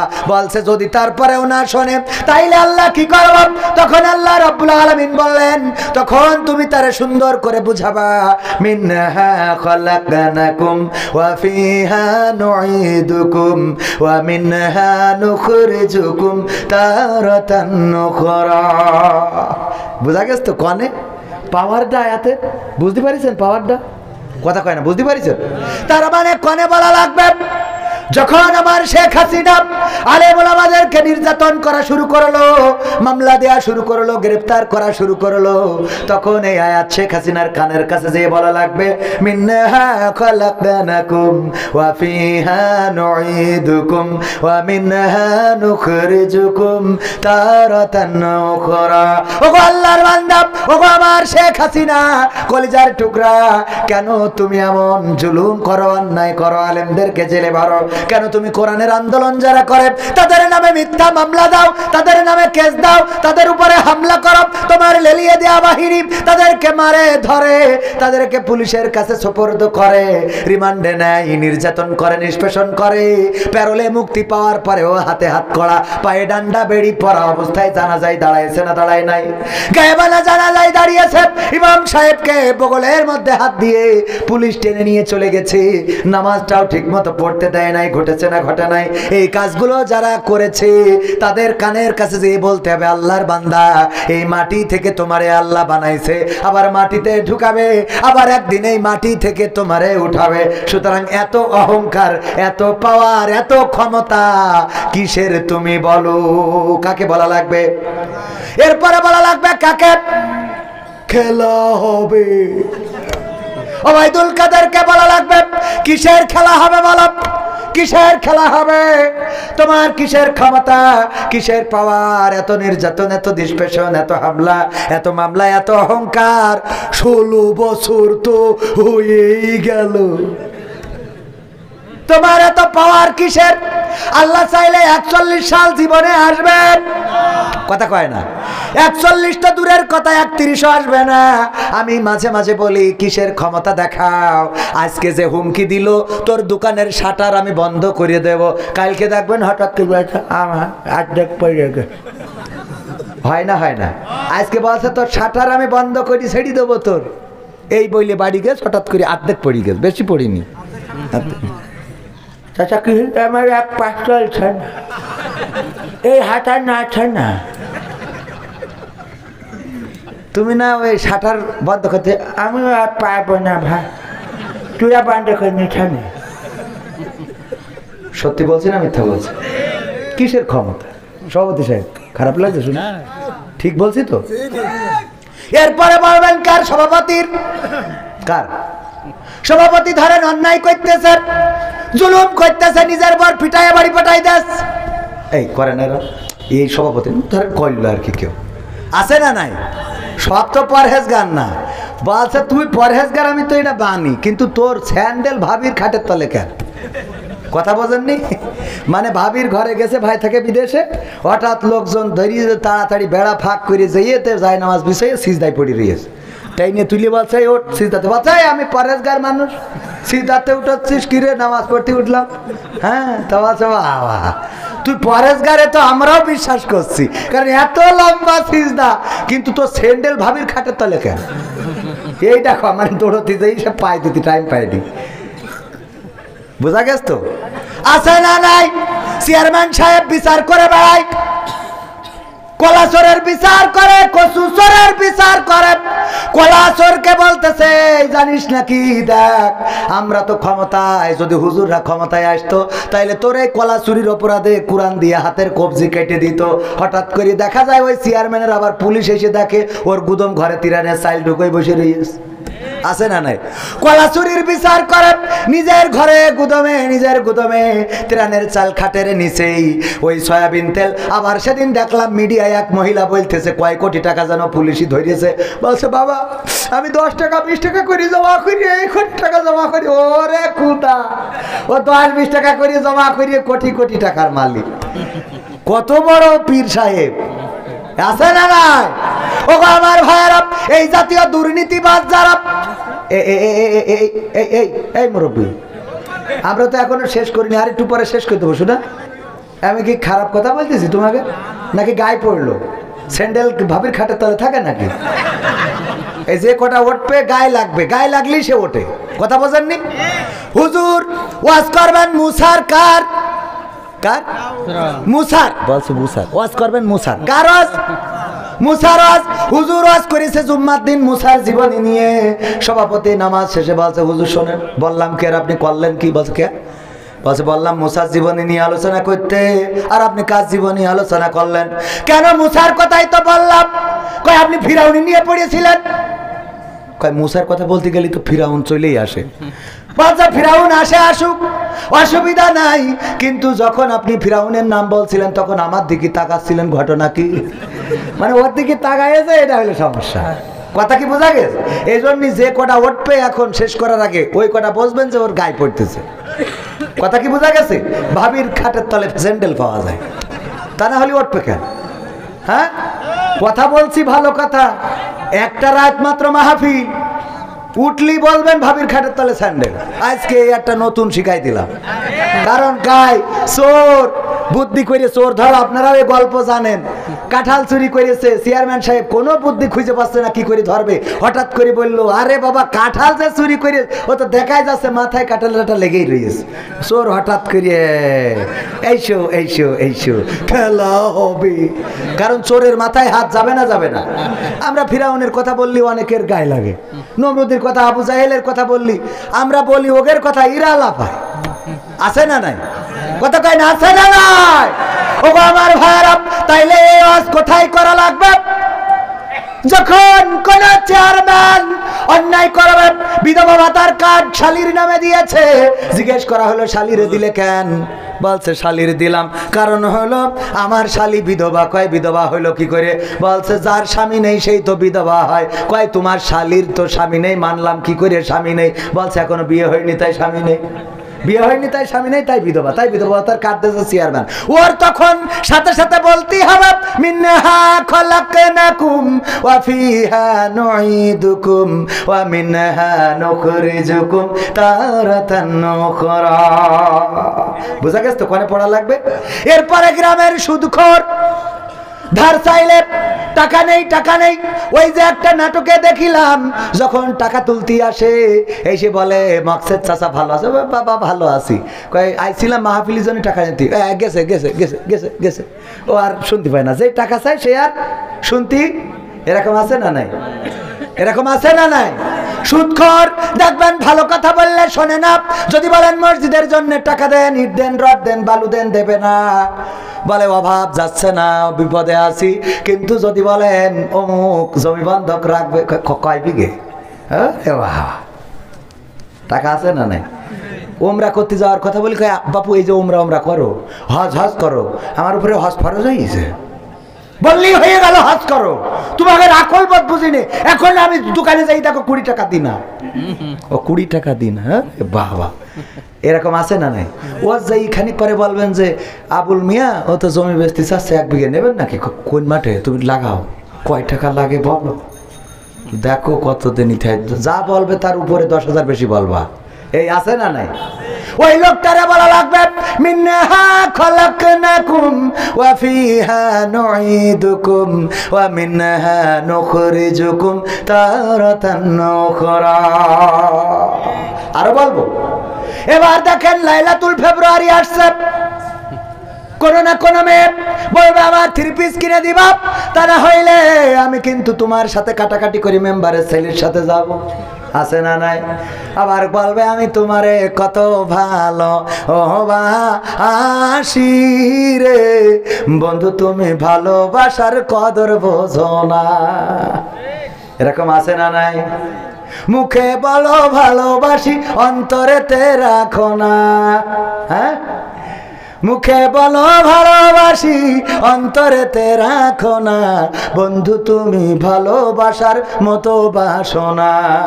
এই জাতীয় গান যখন কোনো মেয়ে এসে বলবে বন্ধু বন্ধু তোমারে ভালোবাসি, আমার মমতাজ গেয়ে গাইতো ওরে ও রিক্সাওয়ালা তুই ধীরে ধীরে চালা, আমার মনের বলবো তোর সাথে কিছু জ্বালা। এরকম কি একটা গান গাইতো না ভাই? গান তো মনে থাকে, ওগের গান আসলে এত মুখস্থ থাকার কথা না। ওরে ও রিক্সাওয়ালা তুই ধীরে ধীরে চালা, তোর সাথে বলবো আমি মনের কত জ্বালা। রিকশাওয়ালা তখন বলবে ওগো মমতাজ মিনহা খলাকনাকুম ওয়া ফিহা নুঈদুকুম ওয়া মিনহা নুখরিজুকুম তারাতান উখরা। ওগো মমতাজ এই মাটিতে তোমার বানাইছে, মাটিতে ঢুকাবে আবার মাটিতে উঠাবে, সুতরাং আমারে তোমার জ্বালা বলে লাভ নেই। তোমার যা জ্বালা বলা দরকার আল্লাহর সাথে বলো, কারণ ওই আল্লাহর কাছে ফিরা লাগবে না, লাগবে না। আমার ছেলেরা কোন মেয়ে যদি বলে তোমারে ভালো লাগে, এত সুন্দর চেহারা, কুত্তা কাটিং চুল, তোমার এই চুলের মধ্যে আমি হারিয়ে যাই, তোমার চোখ এত সুন্দর নজর দাও, আরে তোমার চোখের আঘাতে আমার তীর বিদ্ধ হয়েছে বুকে। তখন আমার যুবকেরা বলবে মিনহা খলাকনাকুম ওয়া ফিহা নুঈদুকুম ওয়া মিনহা নুখরিজুকুম তারাতান উখরা। মনে থাকবে? আবার আমার মা বোনেরাও যদি কোন যুবক ছেলে গদখালি থেকে ফুল কিনে নিয়ে ঠ্যাঙারটা ভেঙে দিয়ে বলে বাবা নায়ক, আবার ক্যামেরা রেডি করে রাখে, টিকটক আর ওই মেয়ে পাইয়ে বগল বাজায়, আরে আল্লাহ আসো খেলা হবে, আছে না নাই? এই কথা যখন কোন ছেলে বলবে, আমার বোনেরা বলবে মিনহা খলাকনাকুম ওয়া ফিহা নুঈদুকুম ওয়া মিনহা নুখরিজুকুম তারাতান উখরা। ওগো আল্লাহর বান্দা এই মাটিতে তোমার বানাইছে, মাটিতে ঢুকাবে, আবার একদিন এই মাটি থেকে তোমারে জীবন্ত করে উঠাবে। সুতরাং দয়া করে আমারে ভালোবাসার প্রস্তাব দিও না, যদি পারো তোমার আব্বারে পাঠাও, আমার বাড়িতে প্রস্তাব পাঠাও, বিয়ে করা যায়, আছে না নাই? পুরুষরা বিয়ে করবে কয়টা? ওরে বাবা, চারটা কি ঝুলি বলল রে। আজ যারা মাহফিলে এসে মা বোনেরা পর্দার অন্তরালে আসে, বাড়ি গেলি যদি আপনাদের অশান্তি বাদে আমি দায়ী না, আমি দায়ী, আমার দোষ না। চারটা আল্লাহ বলেছে 2, 3 অথবা 4, 2 দিয়ে শুরু করেছে, কিন্তু বলেছে যদি ইনসাফ করতে না পারো একজনে সন্তুষ্ট থাকো। সুবহানাল্লাহ। ইনসাফ করতে পারবেন আপনারা? নিশ্চিত পারবেন? পারা যেমন তেমন এক মুরব্বী, ও হজ করতে যাওয়ার টাকা নেই, তো নিয়ত করিছে যে হজ তো করতে পারবো না, তা কি করি, হুজুর কাছে হুজুরের বোঝা, হুজুর আমার তো হজ তো আমার টাকা নেই, তা কি করবো? বলছে তুমি জুম্মার দিন ফার্স্টে মসজিদে যাবা, তাইলে তোমার একটা কবুল হজের সওয়াব হয়ে যাবে। ও পরে জুমায় গেছে, যেই শুক্রবারে যেই দেখে আর এক মুরব্বী বসা, মিজাজ গেছ খারাপ হয়ে আসলাম, আমার আবার আর এক সপ্তাহ হায়াত পাবো কি পাবো না এর তো কোনো গ্যারান্টি আছে? চোখেরই পলকে তুমি হতে পারো লাশ, চিরতরে বন্ধ হবে তোমারই নিঃশ্বাস, হবে আলাম তোমারই নাম মসজিদের মাইকে, হবে আলাম তোমারই নাম মসজিদের মাইকে, বাড়িওয়ালা নাই রে বাড়ি নাই রে দুনিয়াতে, বাড়িওয়ালা নাই রে বাড়ি নাই রে দুনিয়াতে, বাড়িওয়ালা নাই রে বাড়ি নাই রে দুনিয়াতে, বাড়িওয়ালা নাই রে বাড়ি নাই রে দুনিয়াতে। শুনেছেন না শোনেন নাই? এই গানটা যিনি লিখেছেন গীতিকারের নাম জনাব আব্দুল কাদির হাওলাদার রাহিমাহুল্লাহ। আজ 4 দিন হয়ে গেল তিনি ইন্তেকাল করেছেন, কবর দেশের বাসিন্দা হয়ে গেছেন। যেই মানুষটা সাবধান করলো চোখেরই পলকে তুমি লাশ হয়ে যেতে পারো, তোমার নাম মসজিদে আলাম হবে, তোমার জানাজা হবে, তোমার দাফন হবে, তোমার কাফন হবে, ওই গানটা সারা বাংলাদেশে এমন কোন মানুষ নাই যার কানে পৌঁছায় নাই। অথচ যেই মানুষটা লিখলো, যেই মানুষটা এই কথাগুলো বলে সাবধান করলো, সেই মানুষটাই মারা গেছে, কবর দেশের বাসিন্দা হয়ে গেছে। আল্লাহ তার কবরটারে জান্নাতের বাগান বানায়া দিন, বলেন আমিন। ওগো আমার ভাইরা, ওই মুরব্বি চিন্তা করলো, আহারে 1 সপ্তাহ বাঁচবো কি বাঁচবো না, আবার 1 সপ্তাহ অপেক্ষা করা লাগবে। পরের সপ্তাহ আবার অপেক্ষা করেছে, মসজিদে গেছে রে, যে দেখে আবারও সেই মুরব্বি বসা, রাগ হবে না? এরপরে চিন্তা করলো 1 কাজ 3 বার করে দেখবো, তাতে যা হয় হবে। 3য় সপ্তাহে যে দেখে তাও ওই মুরব্বি বসা, ওর মিজাজকে খাবো, এই মুরব্বি তোমার বাড়ি কোনো কাজ কাম নেই, শুক্রবার হলে তোমার আগে এসে বসে থাকা লাগে তোমার। তাও আছে কেন সমস্যা? বলছে আমি গরিব মানুষ, হজে যেতে পারবো না, এই জন্য হুজুরের কাছে ফতোয়া পাইছি যে জুম্মার দিন যদি শুক্রবারে আগে আসি তাহলে আল্লাহ একটা কবুল হজের সোয়াব আমার নামায় দিয়ে দেবে। তো আমি কবে মারা যায় এই কারণে, এই তার মাছ ছিড়িস না ভাই, গরিব মানুষেরা মেয়েরে তক্তা বানাবানো। তো এখন আমি গরিব মানুষ, কবে মারা যায় না যায়, হায়াত কখন শেষ হয়ে যায়, 3 সপ্তাহ ধরে চেষ্টা করতেছি। আমি এসেই দেখি তুমি বসে আছো, এসেই দেখি তোমার সমস্যা কি?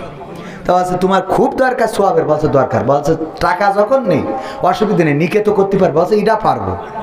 তাহলে এটা নিকে করো, তোমার কবুল হাজার সোয়াবের রাস্তা হয়ে যাবে। তো ও চিন্তা করেছে এই সপ্তাহের মধ্যে তাহলে নিকেই করবো।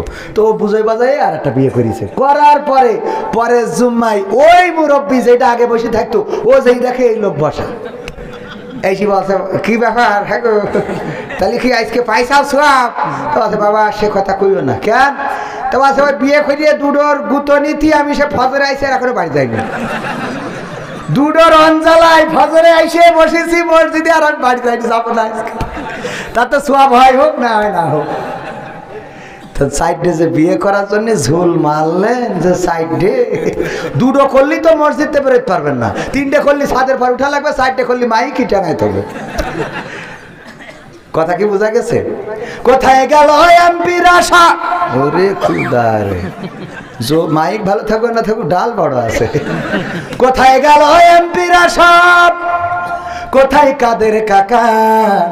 তাদের ছাড়া দেশটা এখন লাগে ফাঁকা ফাঁকা। পালাবো না, পালাবে না, পালাবে না, যাই না তবু দেখা, পালাবে না, পালাবে না, যাই না তবু দেখা। তাদের ছাড়া দেশটা এখন লাগে ফাঁকা ফাঁকা, ওদের ছাড়া দেশটা এখন লাগে ফাঁকা ফাঁকা। আইন মন্ত্রী আটকে গেল আইনেরই ফাঁকে, দাড়ি ছাড়া দরবেশের ভণ্ড ভণ্ড লাগে। আইন মন্ত্রী আটকে গেল আইনেরই ফাঁকে, দাড়ি ছাড়া দরবেশের ভণ্ড ভণ্ড লাগে। শুনছি কত নেতা নেত্রী খাইতেছে ভাই ডান্ডা, বিচারপতি কালামানিকের ফাটিয়েছে আন্ডা। পলকের ঝলক গেল, পলকের ঝলক গেল থামিয়ে নেটের চাকা। তাদের ছাড়া দেশটা এখন লাগে ফাঁকা ফাঁকা, ওদের ছাড়া দেশটা এখন লাগে ফাঁকা ফাঁকা। কোথায় গেল, কোথায় গেল সংসদেতে মমতাজের গান? কই গেল সেই হযরত বলা স্বামী ওসমান? কথা কয় না। খেলা হবে, আসো খেলবো, তোমাদের মা বাবা 14 গোষ্ঠীরে নিয়ে আসো, খেলা হবে। বলিছে না বলে নাই? কই গেল সেই সংসদেতে মমতাজের গান? কোথায় গেল হযরত বলা স্বামী ওসমান? ইনু মেনন্দি পুমনি আছে কারাগারে, বাপ করিলেও পাপ কখনো ছাড়ে কি আর তারে। কোথায় গেল স্পিকারের, কোথায় গেল স্পিকারের দৃষ্টি আঁকা বাঁকা? তাদের ছাড়া দেশটা এখন লাগে ফাঁকা ফাঁকা, ওদের ছাড়া দেশটা এখন লাগে ফাঁকা ফাঁকা। কোথায় গেল আরাফাত আর ব্যারিস্টার সুমন? কথা বলার সময় তারা করে নিয়োজন। মুরগি কবির খাইছে ধরা, জাফর কোথায় আছে? গোপনে কি সেও গেল মোদি দাদুর কাছে? কথা কয় না। একটা বিষয়, আপনাদের এখান থেকে কি ভারতের বর্ডার খুব কাছে? আমার কেন জানি মনে হচ্ছে এখানে ভারতের শ্রোতা। হ্যাঁ, কারণ কি বলবো? ভারতে গেলাম, ইন্ডিয়ায়, ওখানে গেলে ওয়াজ করতে দিতেছে, তো ওয়াজ করি হাজার হাজার মানুষ সামনে, যা বলি কোনো সাড়া শব্দ নেই, বলেন আমিন ওলাদু আল্লিন, কিছুই কয় না। আমি আব্দুল সালাম যুক্তিবাদী ভাই ছিল ওই সময় ইন্ডিয়া, আমি বললাম ভাই এ তো বেকায়দা, কেউ তো কোনো কথা শোনে না, কেন? আমি বলছি এত বলি যে ভাই সুবহানাল্লাহ বলেন, আলহামদুলিল্লাহ বলেন, আমিন বলেন, কেউ কথা কয় না। তা বলছে ভারতের মুসাল্লিদের, ভারতের শ্রোতাদের চিন্তা ভাবনা হইলো বাংলাদেশের টাকা খরচ করে হুজুর আনিছি কি আমরা কথা বলার জন্য? যা বলা তুই বলি থেকে কিনতে যাবে, আমরা বলবো পাকামো পাই যাতে টাকা দিয়ে নিয়ে আসি কি করতে? আপনাদের কি এরকম নিয়ম? গণতন্ত্র চিনি নাই আমি, জানি না গণতন্ত্র, গণতন্ত্র দেখিনি আমি, শুনেছি গণতন্ত্র, গণতন্ত্র চিনি নাই আমি, জানি না গণতন্ত্র, গণতন্ত্র দেখিনি আমি, শুনেছি গণতন্ত্র। শুনেছি আমি বাংলাদেশে গণতান্ত্রিক রাজা যখন যারে মনে চেয়েছে ধরে দিয়েছে সাজা। শুনেছিলাম আমি বাংলাদেশে গণতান্ত্রিক রাজা যখন যারে মনে চেয়েছে ধরে দিয়েছে সাজা। কাউকে দিয়েছে ফাঁসির দণ্ড, রেখেছে আয়না ঘরে, কাউকে আবার লাশ বানিয়ে ভাসিয়েছে সাগরে। কাউকে দিয়েছে ফাঁসির দণ্ড, রেখেছে আয়না ঘরে, কাউকে আবার লাশ বানিয়ে ভাসিয়েছে সাগরে। করেছে এসব কিসের জোরে? ছিল কি দাতার মন্ত্র? কেমন গণতন্ত্র ছিল, কেমন গণতন্ত্র, গণতন্ত্রের আড়ালে ছিল দাদার ষড়যন্ত্র। কেমন গণতন্ত্র ছিল, কেমন গণতন্ত্র, গণতন্ত্রের আড়ালে ছিল মোদির ষড়যন্ত্র। দেখেছি আগে নির্বাচনে লাগতো টাকার নোট, শুনেছি আগে নির্বাচনে লাগতো টাকার নোট, দেখেছি আমি ভোট করিতে লাগেনি কোন ভোট। কথা কয় না, ভোট লেগেছে।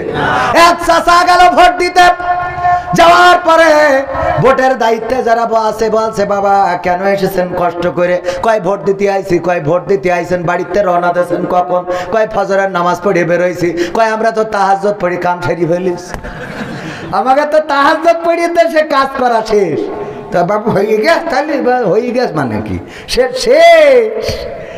আচ্ছা তাহলে বাবু একটু কালি লাগাই দাও না, এবার বৌমা খুবেন আমি বুঝি না। কালি লাগাই দিয়ে চলে যাচ্ছে, ডাকতে পারছে চাচা শোনেন, চাষির জন্য আবার কষ্ট দিয়েন না। বাচ্চা তোমার চাষির ভোটটা দিয়ে গেছ? তো ও মনে করছে কি দেখি, যাই হোক পাগল ছাগল মুরব্বী মানুষ বুঝাই দিব। হ্যাঁ হ্যাঁ হ্যাঁ দিয়ে গেছে। দেখো কত বড় নেমো খারাপ গো, কার সাথে সংসার করেছি আল্লাহ, আল্লাহ তুমি ওর সাথে আমার জান্নাতেও নিও না। তো যারা প্রিজাইডিং অফিসার বলছে বাপু কি হইস কি বা শাশির পরে এত রাগ কেন? বলছে রাগ করবো না বাজান, আজ 12টা বছর হয়ে গেল মরি কবরে শুয়েছ, তাই এসে যখন ভোট দেখেছিস আমার সাথে দেখা করে যাবি? তুই ভোটটা তো দিয়ে গেছিস, তাই দেখা করিয়ে যা আমার সাথে, আমি বুড়ো কেমন করিয়ে থাকি। কথা কি বোঝা গেছে? শুনেছি আগে নির্বাচনে লাগতো টাকার নোট, দেখেছি আমি ভোট করিতে লাগেনি কোনো ভোট। ভোটের আগে পাশ হয়েছে মন্ত্রী মিনিস্টার, লাগেনি মিছিল, লাগেনি মিটিং, লাগেনি তো পোস্টার।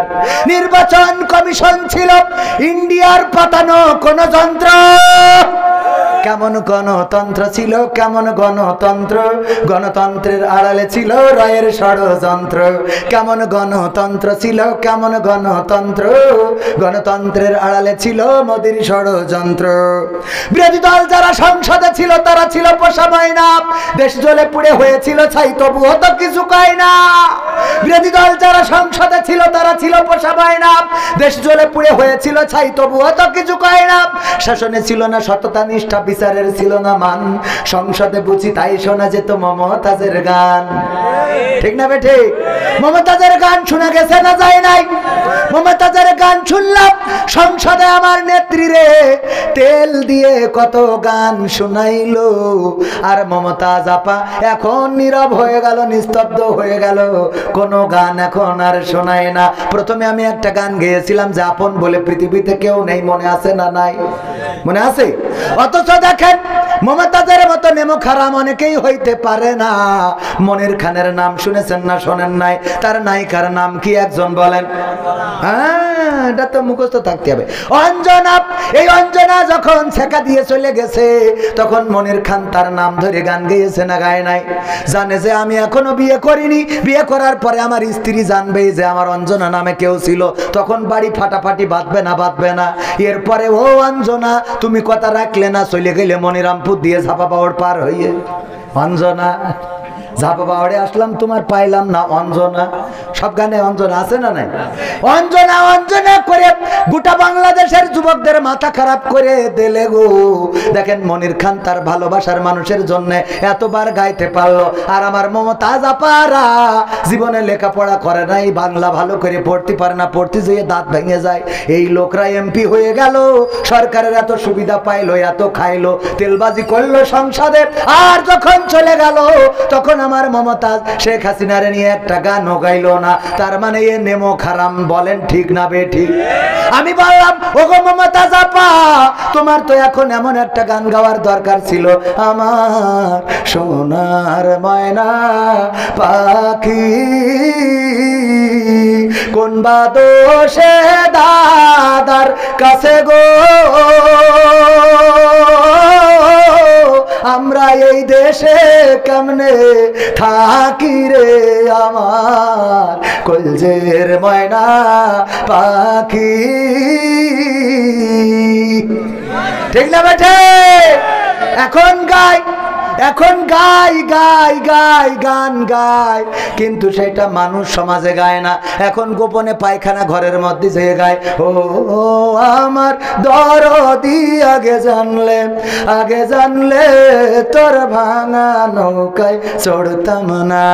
ও রে আমার দরদি আগে জানলে, আগে জানলে তোর ভাঙা নৌকায় চড়তাম না, ভাঙা নৌকায় চড়তাম না, আর এই বিপদে পড়তাম না। ওরে বিসি মিসি কেড়ে নিয়েছে, খুঁজার লোক তো পাইলাম না, আগে জানলে। কথা কয় না?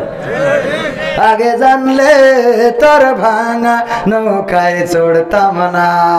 গাই না গাই না? গায়। ভাইরা আমার, রাত অনেক হয়ে গেছে, আর কষ্ট দিতে চায় না। আপনাদেরও কষ্ট হচ্ছে, অনেক বেজে গেছে 12:30। কখন বাজে 12টা? কখন বাজে কয়টা? 12টা। আমি দাওয়াত নেওয়ার সময় বলি যে কয়টায় দেবেন 12টায় শেষ করবো। আমি এখানে কথা দিয়েছিলাম 10:30টায় আসবো, 12টা পর্যন্ত আলোচনা করব। আমি 10:30টায় স্টেজে আসিছি, আমার ঘড়ি ধরি একেবারে 10:30টায় আসছি না জীবন। পৃথিবীতে যত নিয়ামত, শোনেন শোনেন, আমি বললেনি বাবারে, কালকে আমার মাহফিল হলো হাফিজুর রহমান সিদ্দিকী হুজুরের সাথে, প্রথম মাহফিল কুমিল্লায়। ওনার সাথে এক স্টেজে মাহফিল করা হয়নি, একসাথে দেখা হয়েছে কয়েকবার, এয়ারপোর্টে দেখা হয়েছে, মদিনায় দেখা হলো। অনেক উদার মানুষ, 3বার আমার বুকি জড়াই ধরলো। আহারে এত ভালো মানুষ আমি আগে বুঝি নাই। এই মানুষগুলোর জন্যে আমাদের অন্তর থেকে দোয়া আসে। তো ওনার সাথে কালকে আমার মাহফিল, আমার এই রাতেই কুমিল্লায় যাওয়ার কথা ছিল, কিন্তু কুয়াশার কারণে যে অবস্থা, এই রাত্রে গাড়ি চালানো কষ্ট হয়ে যাবে, নিজের গাড়িটা নিজে চালাই, এই জন্য কাল সকালে খুব তাড়াতাড়ি করে উঠে রওনা দিতে হবে, কুমিল্লায় যেতে হবে, নিজে চালাবো। আবার যাত্রা বাড়ি দেখলাম যে রিক্সাওয়ালারা গাড়ি মাড়ি ভেঙে দলা করে ফেলছে। হ্যাঁ, কাল ওই গাড়ি নিয়ে পৌঁছে পারবো নাকি যাত্রা বাড়ি রিক্সাওয়ালাকে দিয়েতে হাঁটতে হাঁটতে যাইতে হবে তাও বলতে পারছি না, কারণ দেশের অবস্থাও কখন কি হচ্ছে। এ বললো যে মার খুন করিয়ে ফ্রিজি পুড়িয়ে থিয়েছে, পুলিশই বললো, র্যাবে বললো। হঠাৎ করে পুলিশই বলছে না আল্লাহু আকবার, উনি কি দিলে, উনি লুকমা দিলে, বলছে আল্লাহু আকবার ভুল হয়েছে, এখানে একটু ঝামেলা আছে। কি হয়েছে? বলছে বাড়ির ভাড়াটিয়া আর কাজের লোকেরা মিলে হত্যা করেছে। তাহলে র্যাব বললো এক কথা, পুলিশ বলে আর এক কথা। এই যে হজাবরাল অবস্থা, এই হজাবরাল অবস্থা থেকে পরিত্রাণের দরকার আছে না নাই?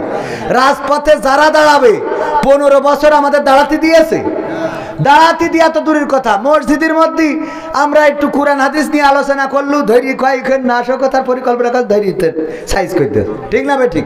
রিমান্ডে নেছে তো নেছে, এখন তো পীর সাহেবকে যখন বের করে হাত খোলা পা খোলা, আর আমাকে যখন বের করিস আর খোলা করে ধরি হুইল চেয়ারে। কথা কয় না, ঠিক না বে ঠিক? তোরা তো তোকে এরপরেও কিছু লোক বলছে যে আগেই তো ভালো ছিলাম, ডাক্তারের কাছে গেছে, এই বাসে ডাক্তার সাহেব আগেই তো ভালো ছিলাম, তা কি এই বাসে এই রোগ হয়েছে, কি রোগ হয়েছে? আগেই তো ভালো ছিলাম, একটু চেক করে দেখেন দিন। ডাক্তার মেশিন ধরি দেখে আপা আপা করতেছে, এর মধ্যে বাসে আপা আপা আপা করতেছে। তো বলছে হ্যাঁ আগেই তো ভালো ছিলাম, তো এই রোগটা একটু সারতে হবে, কি করে সারা যায়? বলছে সারার উপায় আছে, আমি যেহেতু ডাক্তার উপায়ও আছে, অসুবিধে নেই, আগেই তো ভালো ছিল তাই না? বলছে হ্যাঁ খালি মনে হয় আগেই তো ভালো ছিলাম, কিছু করলেই মনে হয় আগেই তো ভালো ছিলাম। বলছে এই জন্যে আপনার এই ওষুধ বুঝাই গেছে, আপনার ডিম দেওয়া দরকার। তো আছে হ্যাঁ হ্যাঁ বুঝতে পারি, আমারও মনে হয় এতদিন ধরি তা ডিম, তাহলে কে ডিম দেওয়া আছে? ছোট ডিম দিলে মানে রাজহাঁসের ডাল লাগবে, তা আরো ভালো। তো আছে অসুবিধে নেই, রাজহাঁসের ডিম তো দেওয়া হবে, কিন্তু উপর দিয়ে না নিচে দিয়ে, তা না হলে আগেই তো ভালো ছিলাম, এই জিকির তোর সারবে না। কথা কি বোঝা গেছে? আপা আপা করা আর আগেই ভালো ছিলাম, আগেই ভালো ছিলে, কি ভালো ছিলে? আমরা মসজিদে বসতে পারিনি, মাহফিল করতে পারিনি, জুতো খুলে থিয়ে দৌড় দিয়েছি, নিজের বাপের টাকা কিনা জুতো। কথা কয় না, হুজুর শিগগির যান, তা না হলে বলো এই আপনার কাটি খুলে দেবে, নাও দাও দৌড়, কুল রক্ষা হয়নি। বা বলছে হুজুর আমাদের চেয়ারম্যান সাহেব ওয়াজ করেন, তো আমি চেয়ারম্যান পাশে বসা ওয়াজ করলাম, সরকারের যত উন্নয়ন আছে সব তুলে ধরেছি। ধরার পরে মোনাজাতের সময় চেয়ারম্যান বলছে হুজুর খালেদা জিয়া অসুস্থ, একটু দোয়া করে দেন।